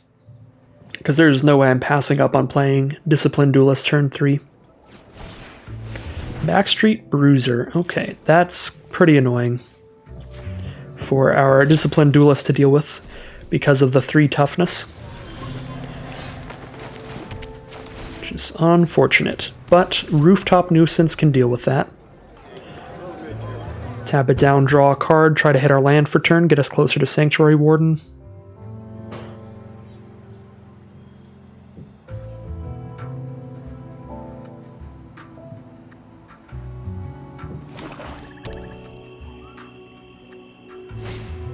Nimble Larcenist. There goes Rooftop Nuisance. I guess they can get rid of Bouncer's Beatdown instead, but Rooftop Nuisance I think is way better in this position. Because we get to tap down Bruiser and get attacking with Duelist. Bouncer's Beatdown doesn't really do anything right now. It'll be the scarier removal spell later though. Alright, Bouncer's Beatdown it is. I'm pretty happy with the choice from our opponents. Because now we just get this Duelist coming on in.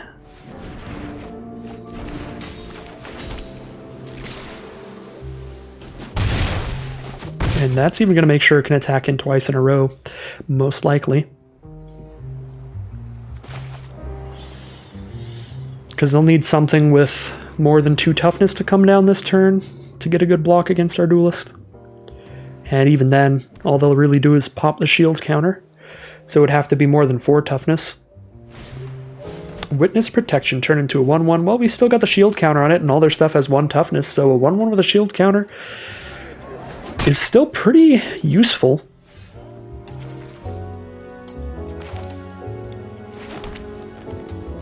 So definitely not the end of the world here that happened.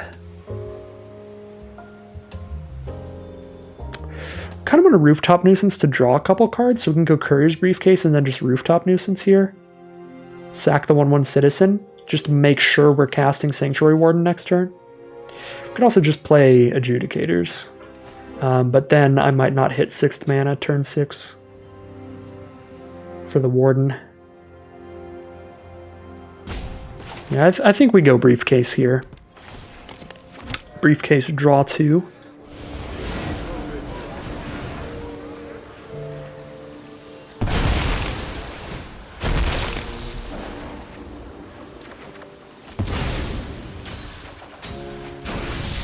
Alright, well, we were definitely far off from the 6th mana turn 6, because the next 2 cards are not lands.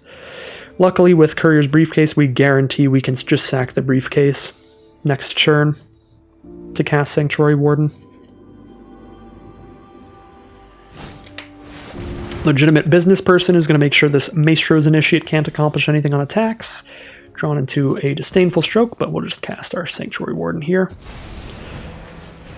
Fingers crossed, no exile or bounce, and I would rather keep shields on our Sanctuary Warden than our 1-1, I think. So we'll draw a card and get another citizen by removing the shield from the business person.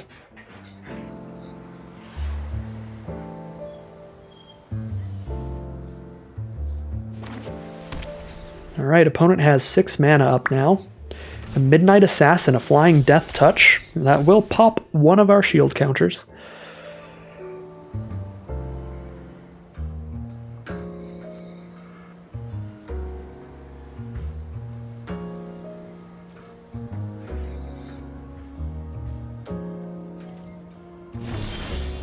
Alright, we've got a 6th mana, so now we can cast a Pummeler so that we get a card with a shield counter out, so that when we attack with Warden we can remove the counter from this to draw a card and get another 1/1. Drawing cards is pretty powerful, so I'm going to go for that. If they've got a Disdainful Stroke here, that's pretty okay.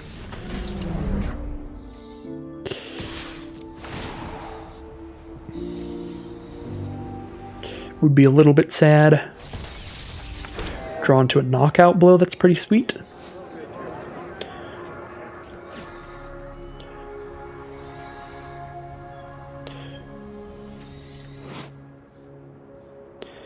If this would be dealt damage or destroyed, remove a shield counter instead. So if they block with 2 creatures, I think they still only remove 1 counter.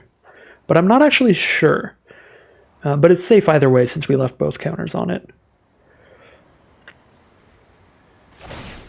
Shattered Seraph is going to get exiled onto one of their lands, so if they hit another land next turn, they can cast it a 4/4 flyer and gain 3 life. We'll definitely want to hold up Disdainful Stroke from now on if they don't immediately have the 7th mana for that. There's the one downside of these kind of cards. You are foretelling them face up, so your opponent knows they're coming. Ooh, Sanguine Spy. What on earth is this? Sacrifice a creature with the top card of your library. You may put it into the grave, so sacrifice a creature to surveil. And then at the beginning of your end step, if there are 5 or more mana values among cards in graveyard, you may pay 2 life to draw a card. There is only 1 in grave, so they are very far away from that. Okay, so 1, 2, 5, 6, 7 mana. We can cast Adjudicators and still hold up. Still hold up Disdainful Stroke. So I think I shall.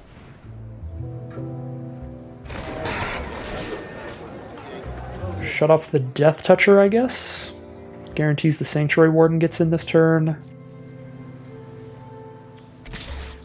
And we can send them with the 6/3 as well and force them to block with a 3-power creature. They've got a lot of good blockers for a 6/3 anyway, but start whittling down their board, get one of them out of the way.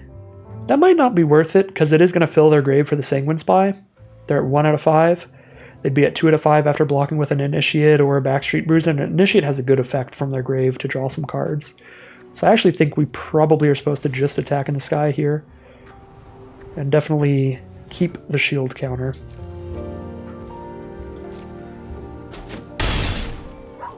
Okay, so they're down to 11, and we will pass the turn holding up Disdainful Stroke for their flyer.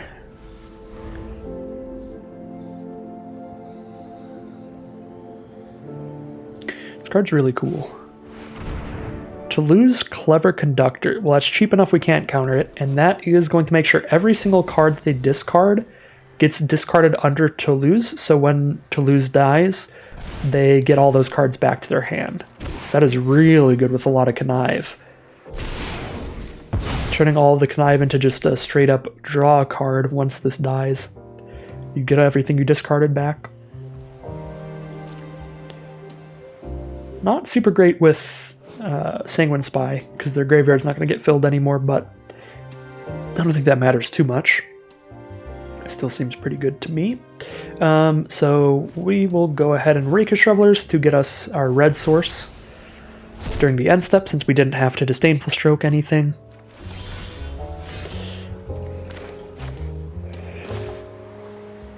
And then I can cast the Revelers and hold up Disdainful Stroke again, but I probably want to Knockout Blow the Midnight Assassin. It's actually an interesting decision. Do I want to Knockout Blow the Midnight Assassin or just drop a shield counter?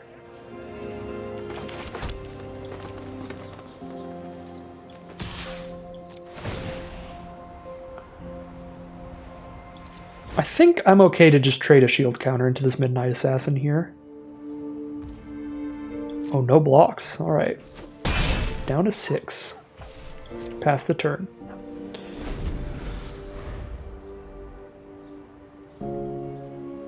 Well, that makes the choice very easy for me, because now I don't have to make that choice. But the reason I was pretty okay trading a shield counter into Assassin is because we trade a shield counter into Assassin to also hold up the mana for Disdainful Stroke. That would have been a reason to just not cast Revelers till post-combat. But I always get antsy and want to just dump all my fun cards immediately. But I should have waited on Rakish Revelers till post-combat. That way I could see whether or not I'd need to cast Knockout Blow. And if I needed to cast it, then I probably should just... I think we're good to take 4, but that kind of thinking got me mega killed last game. So let's just chump block. I completely lost my train of thought. I should have waited on Rakish Revelers for all the stuff to hold up. Something about that. Now what? Probably cycling these gardens. I'm actually going to do that right now, and we still have 3 for Knockout Blow, 2 for Disdainful Stroke.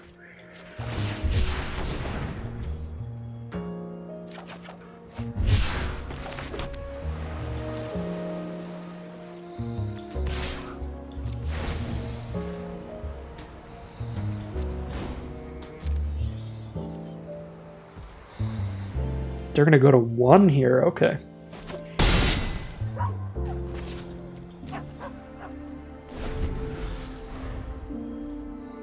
They really want to be able to get rid of the shield counter before they have to block with their Death Touching Flyer. They want to draw something like deals 1 damage,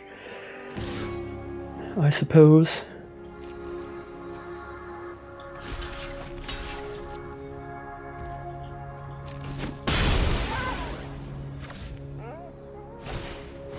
Shattered Seraph, we'll Disdainful Stroke that. High Rise Sawjack is the draw.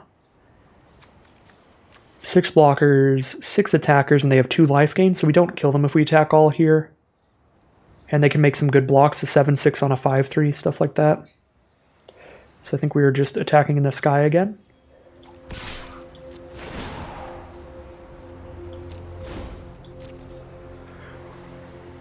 And now I will just Knockout Blow the Assassin to keep the shield counter, so if they draw a murder or something, we still have lethal.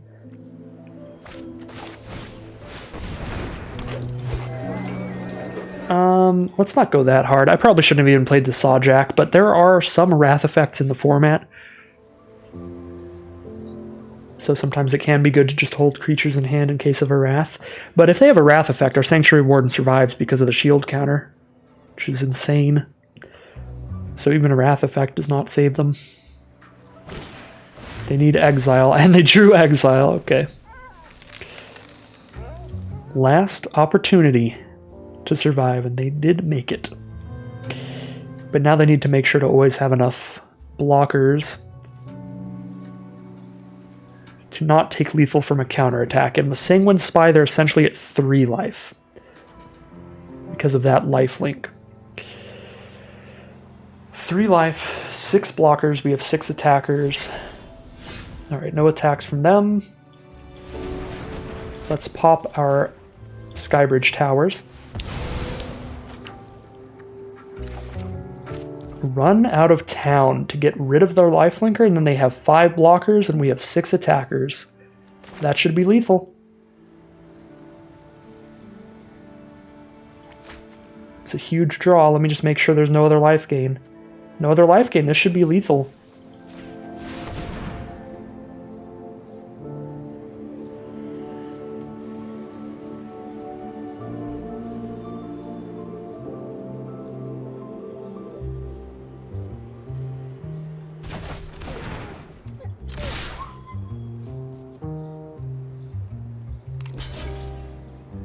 Might be missing something here, but we'll find out soon enough.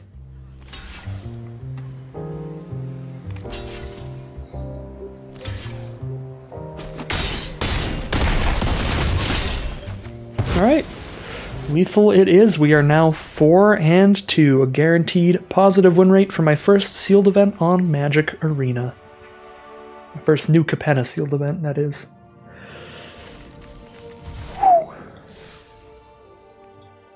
Great stuff, some pretty nice draws there in the end, and Sanctuary Warden just doing its thing, closing out the game.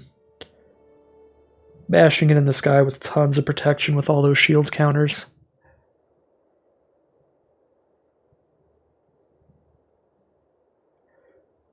Just an absolutely nuts card all around. Alright, here we are in round 7, 4 and 2 in this sealed event. Green and white in the hand. We need double blue to get to Kraken. We need any blue to get to Duelist. Worst mana so far, I think. I think we have to mulligan this. Every card in the hand is blue. Not just most of them, it's all of them. And one is double blue. Yeah, we'll mulligan this one. We're also on the play, so we don't get to draw the first card. This hand's mana is a lot better. We have blue, white, and green, as well as a mana fixer with the Adjudicators. So we get rid of the 6 mana Pummeler, I believe. And roll with it.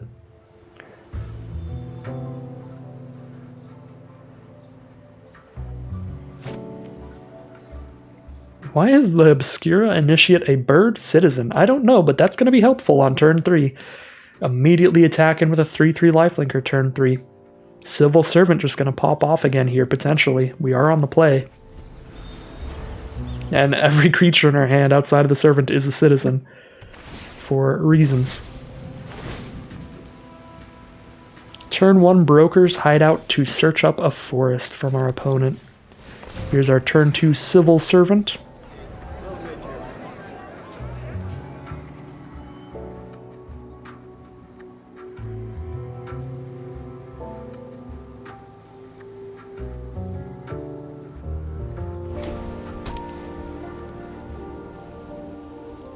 Selesnya from our opponent, green and white so far. Play Servant of their own. Card is sweet. They will pass the turn, and we've drawn a Courier's Briefcase. Courier's Briefcase opens us up to a turn 4 Adjudicators because of that treasure token, and it still has the Civil Servant attack pretty hard.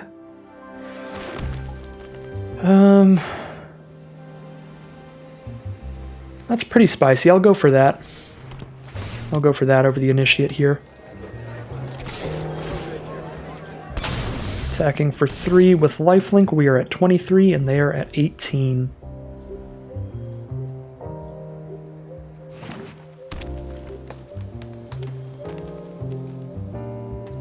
They're reading up on our Civil Servant. If they've got removal, they're definitely using it. And there it is. Hold for ransom on Civil Servant.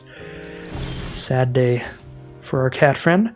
Played Adjudicators to just have a 4/4 on board here, but we're not going to shut off any attackers or blockers, but it still starts jamming in as a 4/4. Does feel a little rough losing out on the Enter the Battlefield effect, but still strong. I think I am going to go for Initiate here and try to use this treasure token to crack the hold for ransom a little early, potentially. Although letting them draw a card is not ideal. So I went for the blue source instead of the white source here because we have slightly more blue cards than white cards, and we have one really powerful double white card and one really powerful double blue card. So it's pretty equivalent on if we want to grab the blue or white. Let's attack in before anything else. But then I think I'm just casting my 4/4.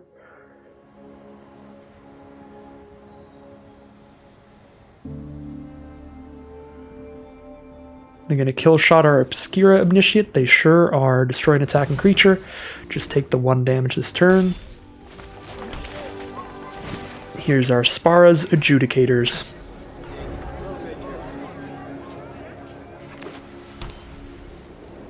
They have 5 mana here, all green and white mana so far.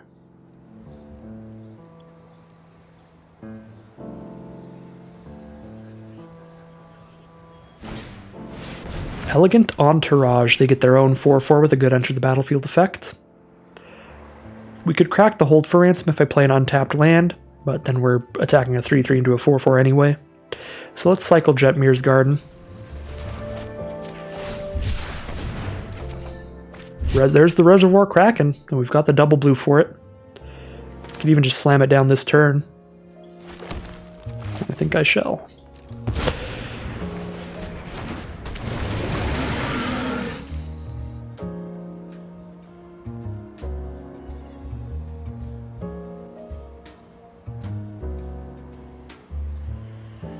Again, doing it pre-combat just to give our opponent the opportunity to give us a fish for no reason. If they really want to.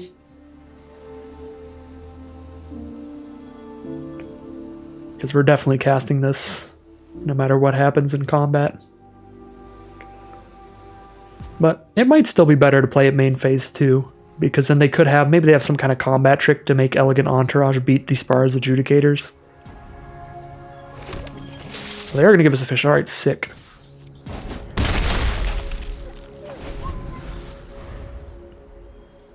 I guess the reason would be if they want to attack back at us with their 4-4.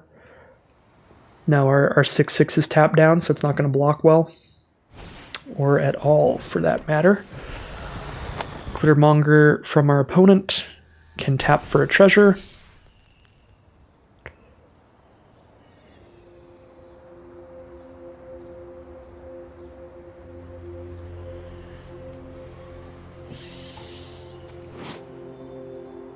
Make sure they have the perfect mana.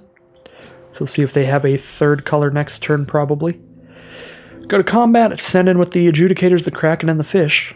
They only have 5 power over there. So Kraken is safe to send on in.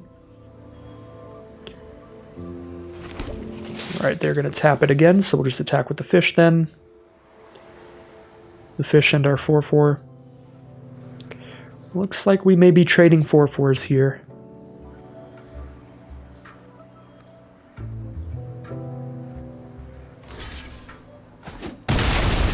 We are going to trade 4-4s. Get our Sawjack down. Getting a little overextended into a Wrath here. Probably stop playing creatures after this. There's a rare Wrath in white. There's a rare Wrath in blue, black, red. There's a rare Wrath in green, red, white. And I'm pretty sure there's more. Always something to keep in mind. That Shieldmate's pretty good here. Could get rid of their Hold for Ransom, but then I let them draw another card. But attacking with a 3/3 lifelink is something here. They're pretty low on life. Sure. I'll spend 7 mana to make it so my opponent draws a card and I draw a Civil Servant onto the board.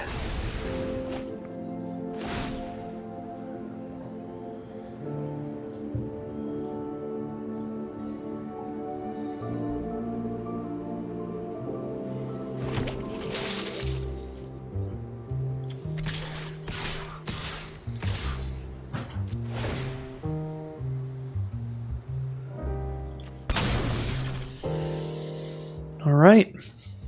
Attacking pretty hard here. We're likely to hit for 4, and they stop our 3/3.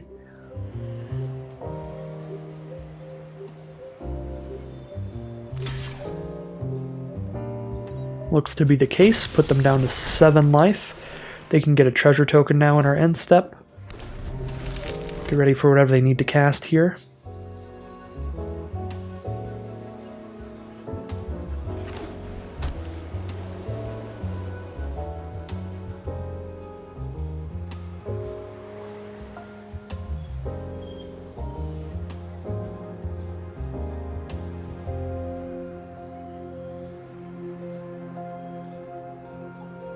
Four cards in their hand, and they have 6 mana ready. One is a treasure token, so one is a mana of any color.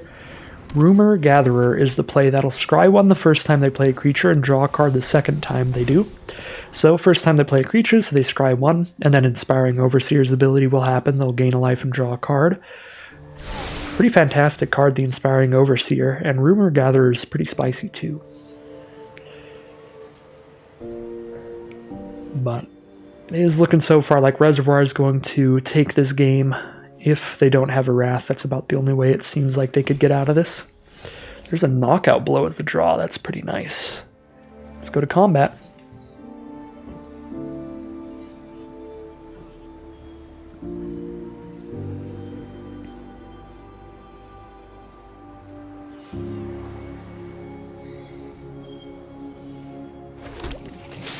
Tap down the Kraken, give us another fish. They can double block something with Shieldmate and the Glittermonger and only lose a shield token.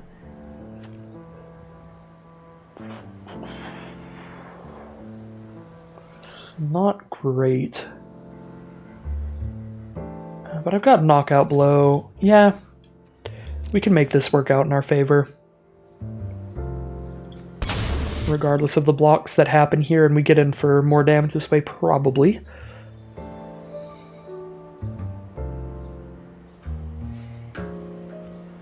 I guess they can stop all the damage by still putting the 1-4 on our 3-3, and then putting their 2-2 and 2-1 on the Sawjack. But then I get to kill the 2-1 if they do that.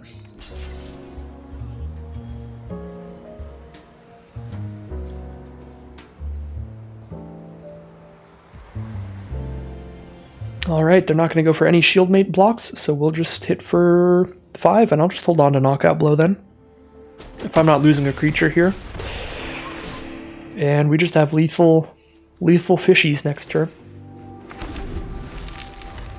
Being our game plan.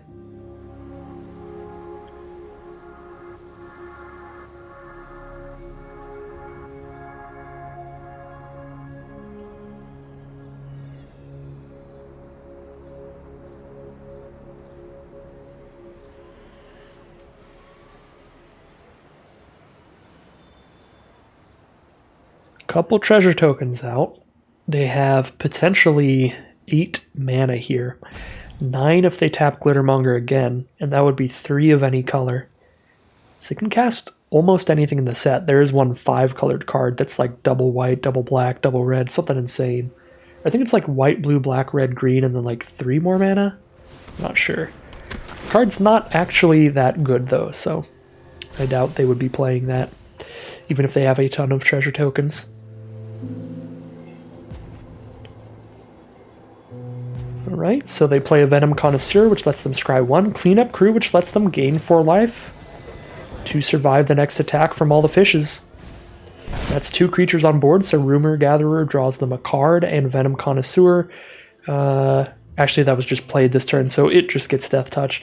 If it was on the board already, then their second creature would give their whole field Death Touch. Not that it matters, we only have a 1/1 to block with. But yeah, Cleanup Crew to gain the 4, survive another hit from the fishes is definitely a thing. But there's the concession from our opponent. They're just not going to have a way to deal with the Kraken or the fishes, so they're over it. They do survive one more turn, but I think they are just done with Reservoir Kraken's nonsense. So we are now 5-2.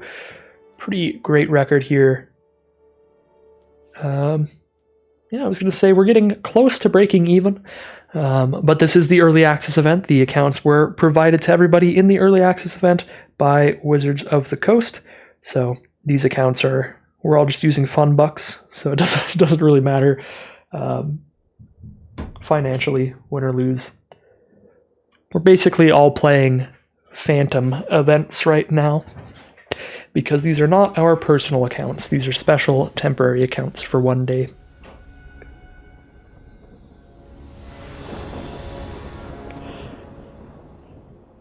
All right.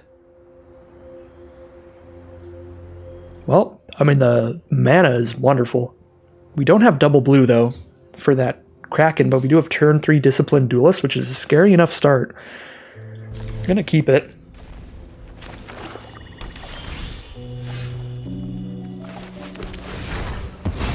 Pull out an island here.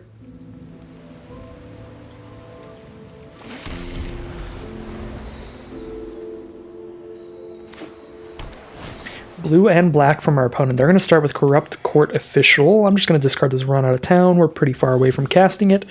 And the blue-black decks we've been running up against have a ton of just obnoxious enter the battlefield effects. We would ideally not let our opponents repeat. I think that was a pretty big misplay early on in the match against Lagrella, where we bounced Lagrella.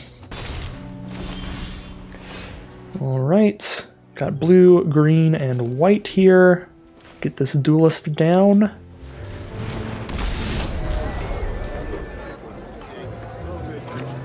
Four mana from our opponent, all blue and black mana. Hopefully no bounce spell, hopefully just destroy target creature stuff that doesn't work super well against the duelist. Still looking for that next blue mana for our Reservoir Kraken. But for now, our duelist can put in some work. hitting for 4 a turn. Drop down an Obscura Initiate here to get it in the sky, get us some life gain going on. And we can even cast Bouncer's Beatdown for only 1 mana to shoot a black creature or planeswalker. Looks like blue-black. Our opponent is stuck on just blue-black here. They really need their red mana or their white mana, depending on if they are Maestros or Obscura, because that was an oops from our opponent. Probably about the hand that they kept not paying off.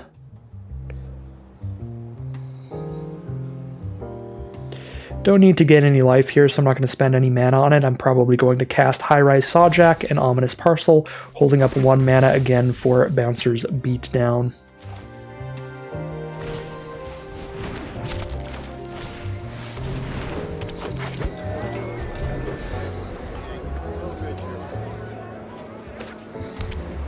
Oh, that's a rough one for our opponent. Just stuck on mana the whole time, it looks like. We'll pull out a Kraken. Actually, I already played my land for turn. I could have cast a Kraken this turn, but not going to happen anymore because I already played my land for turn like a doof. But it is looking like the mana issues are just going to be game over for opponent here. Alright, we need to crack Parcel for a blue source during their end step here.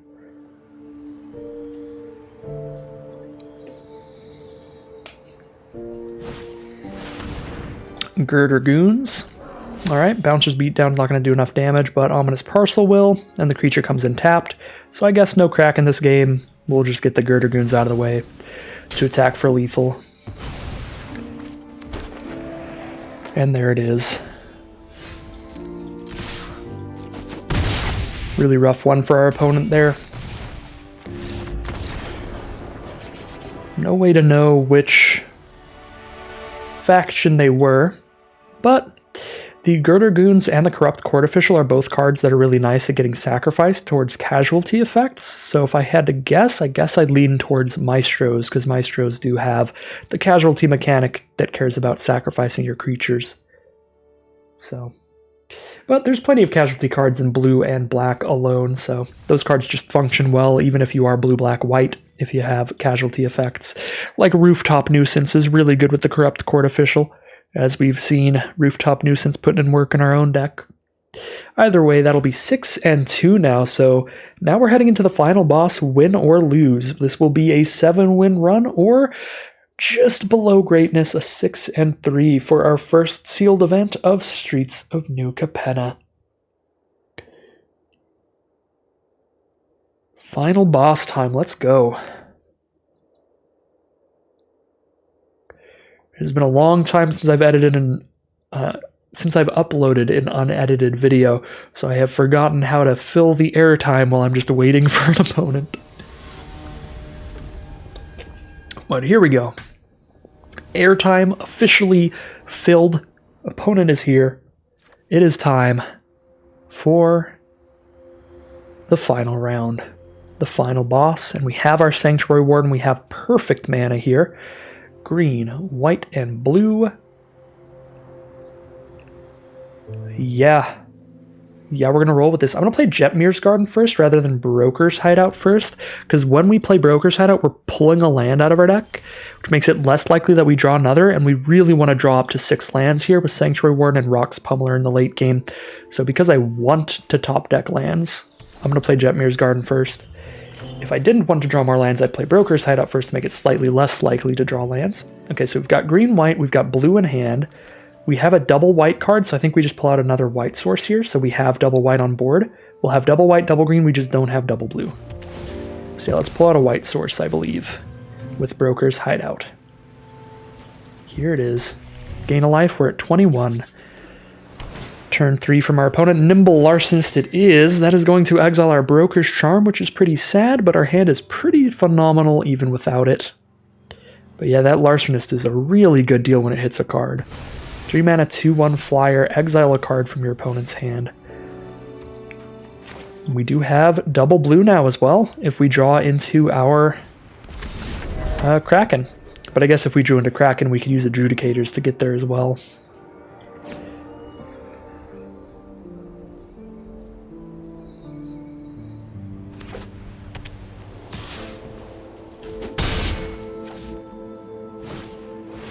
Revel Ruiner. 3/1 menace that connives when it hits the board. Bouncer's Beatdown is the draw. Nothing to play on 4 here, but we can still Bouncer's Beatdown this turn, I guess.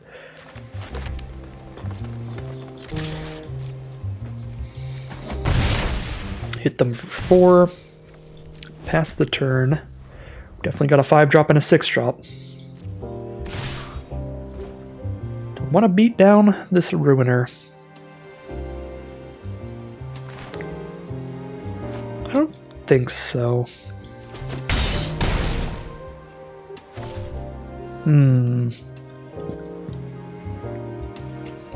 If they go straight to end step, I guess I will.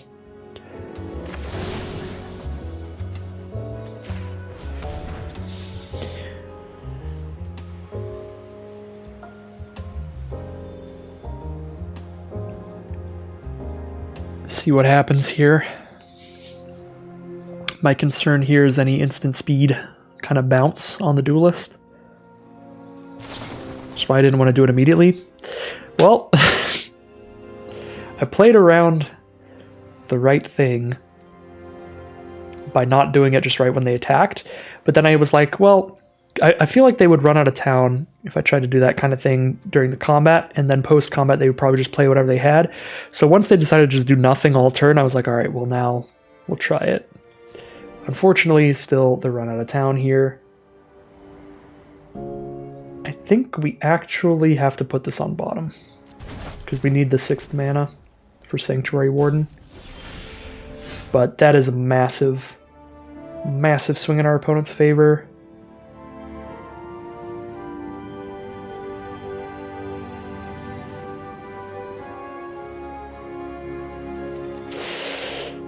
Oh, we have to take 6 here and go to 7 if I want to guarantee that Sanctuary Warden's coming down next turn because we drew a tapped land.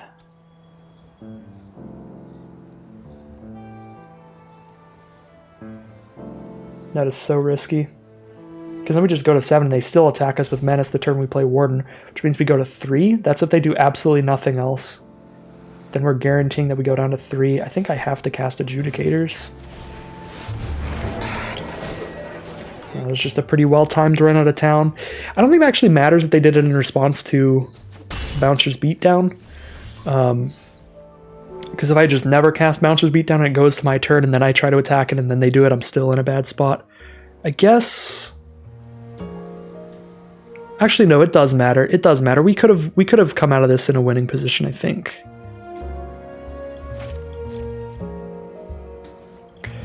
If I just didn't try to cast Bouncer's Beatdown at all, and then I attack in during my combat, and I do it in response to them casting Run Out of Town when they try to stop my combat, then I'm like taking less damage. I don't know why they didn't attack with Revel Ruiner there, but I'll take it. Fortunately, just tapped lands here. But we have to attack with Adjudicators because Revel Ruiner we can't block at all anyway. Can't block the flyer, can't block the menace, so there's no reason for us not to attack with Adjudicators. Obscura Interceptor as well. When that hits the board, they bounce one of our spells back to hand? Okay. Yeah, this was a guaranteed loss, I think. Because if we had played better and timed things out better and we did get to where we can do our Sanctuary Warden here, we just get it bounced right back to hand anyway.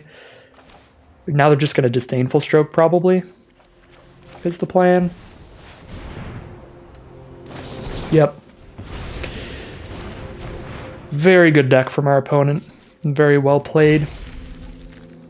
Definitely made a little bit of misplays, but with how strong their deck was there and how strong their curve out was, that was definitely going to be a loss for us.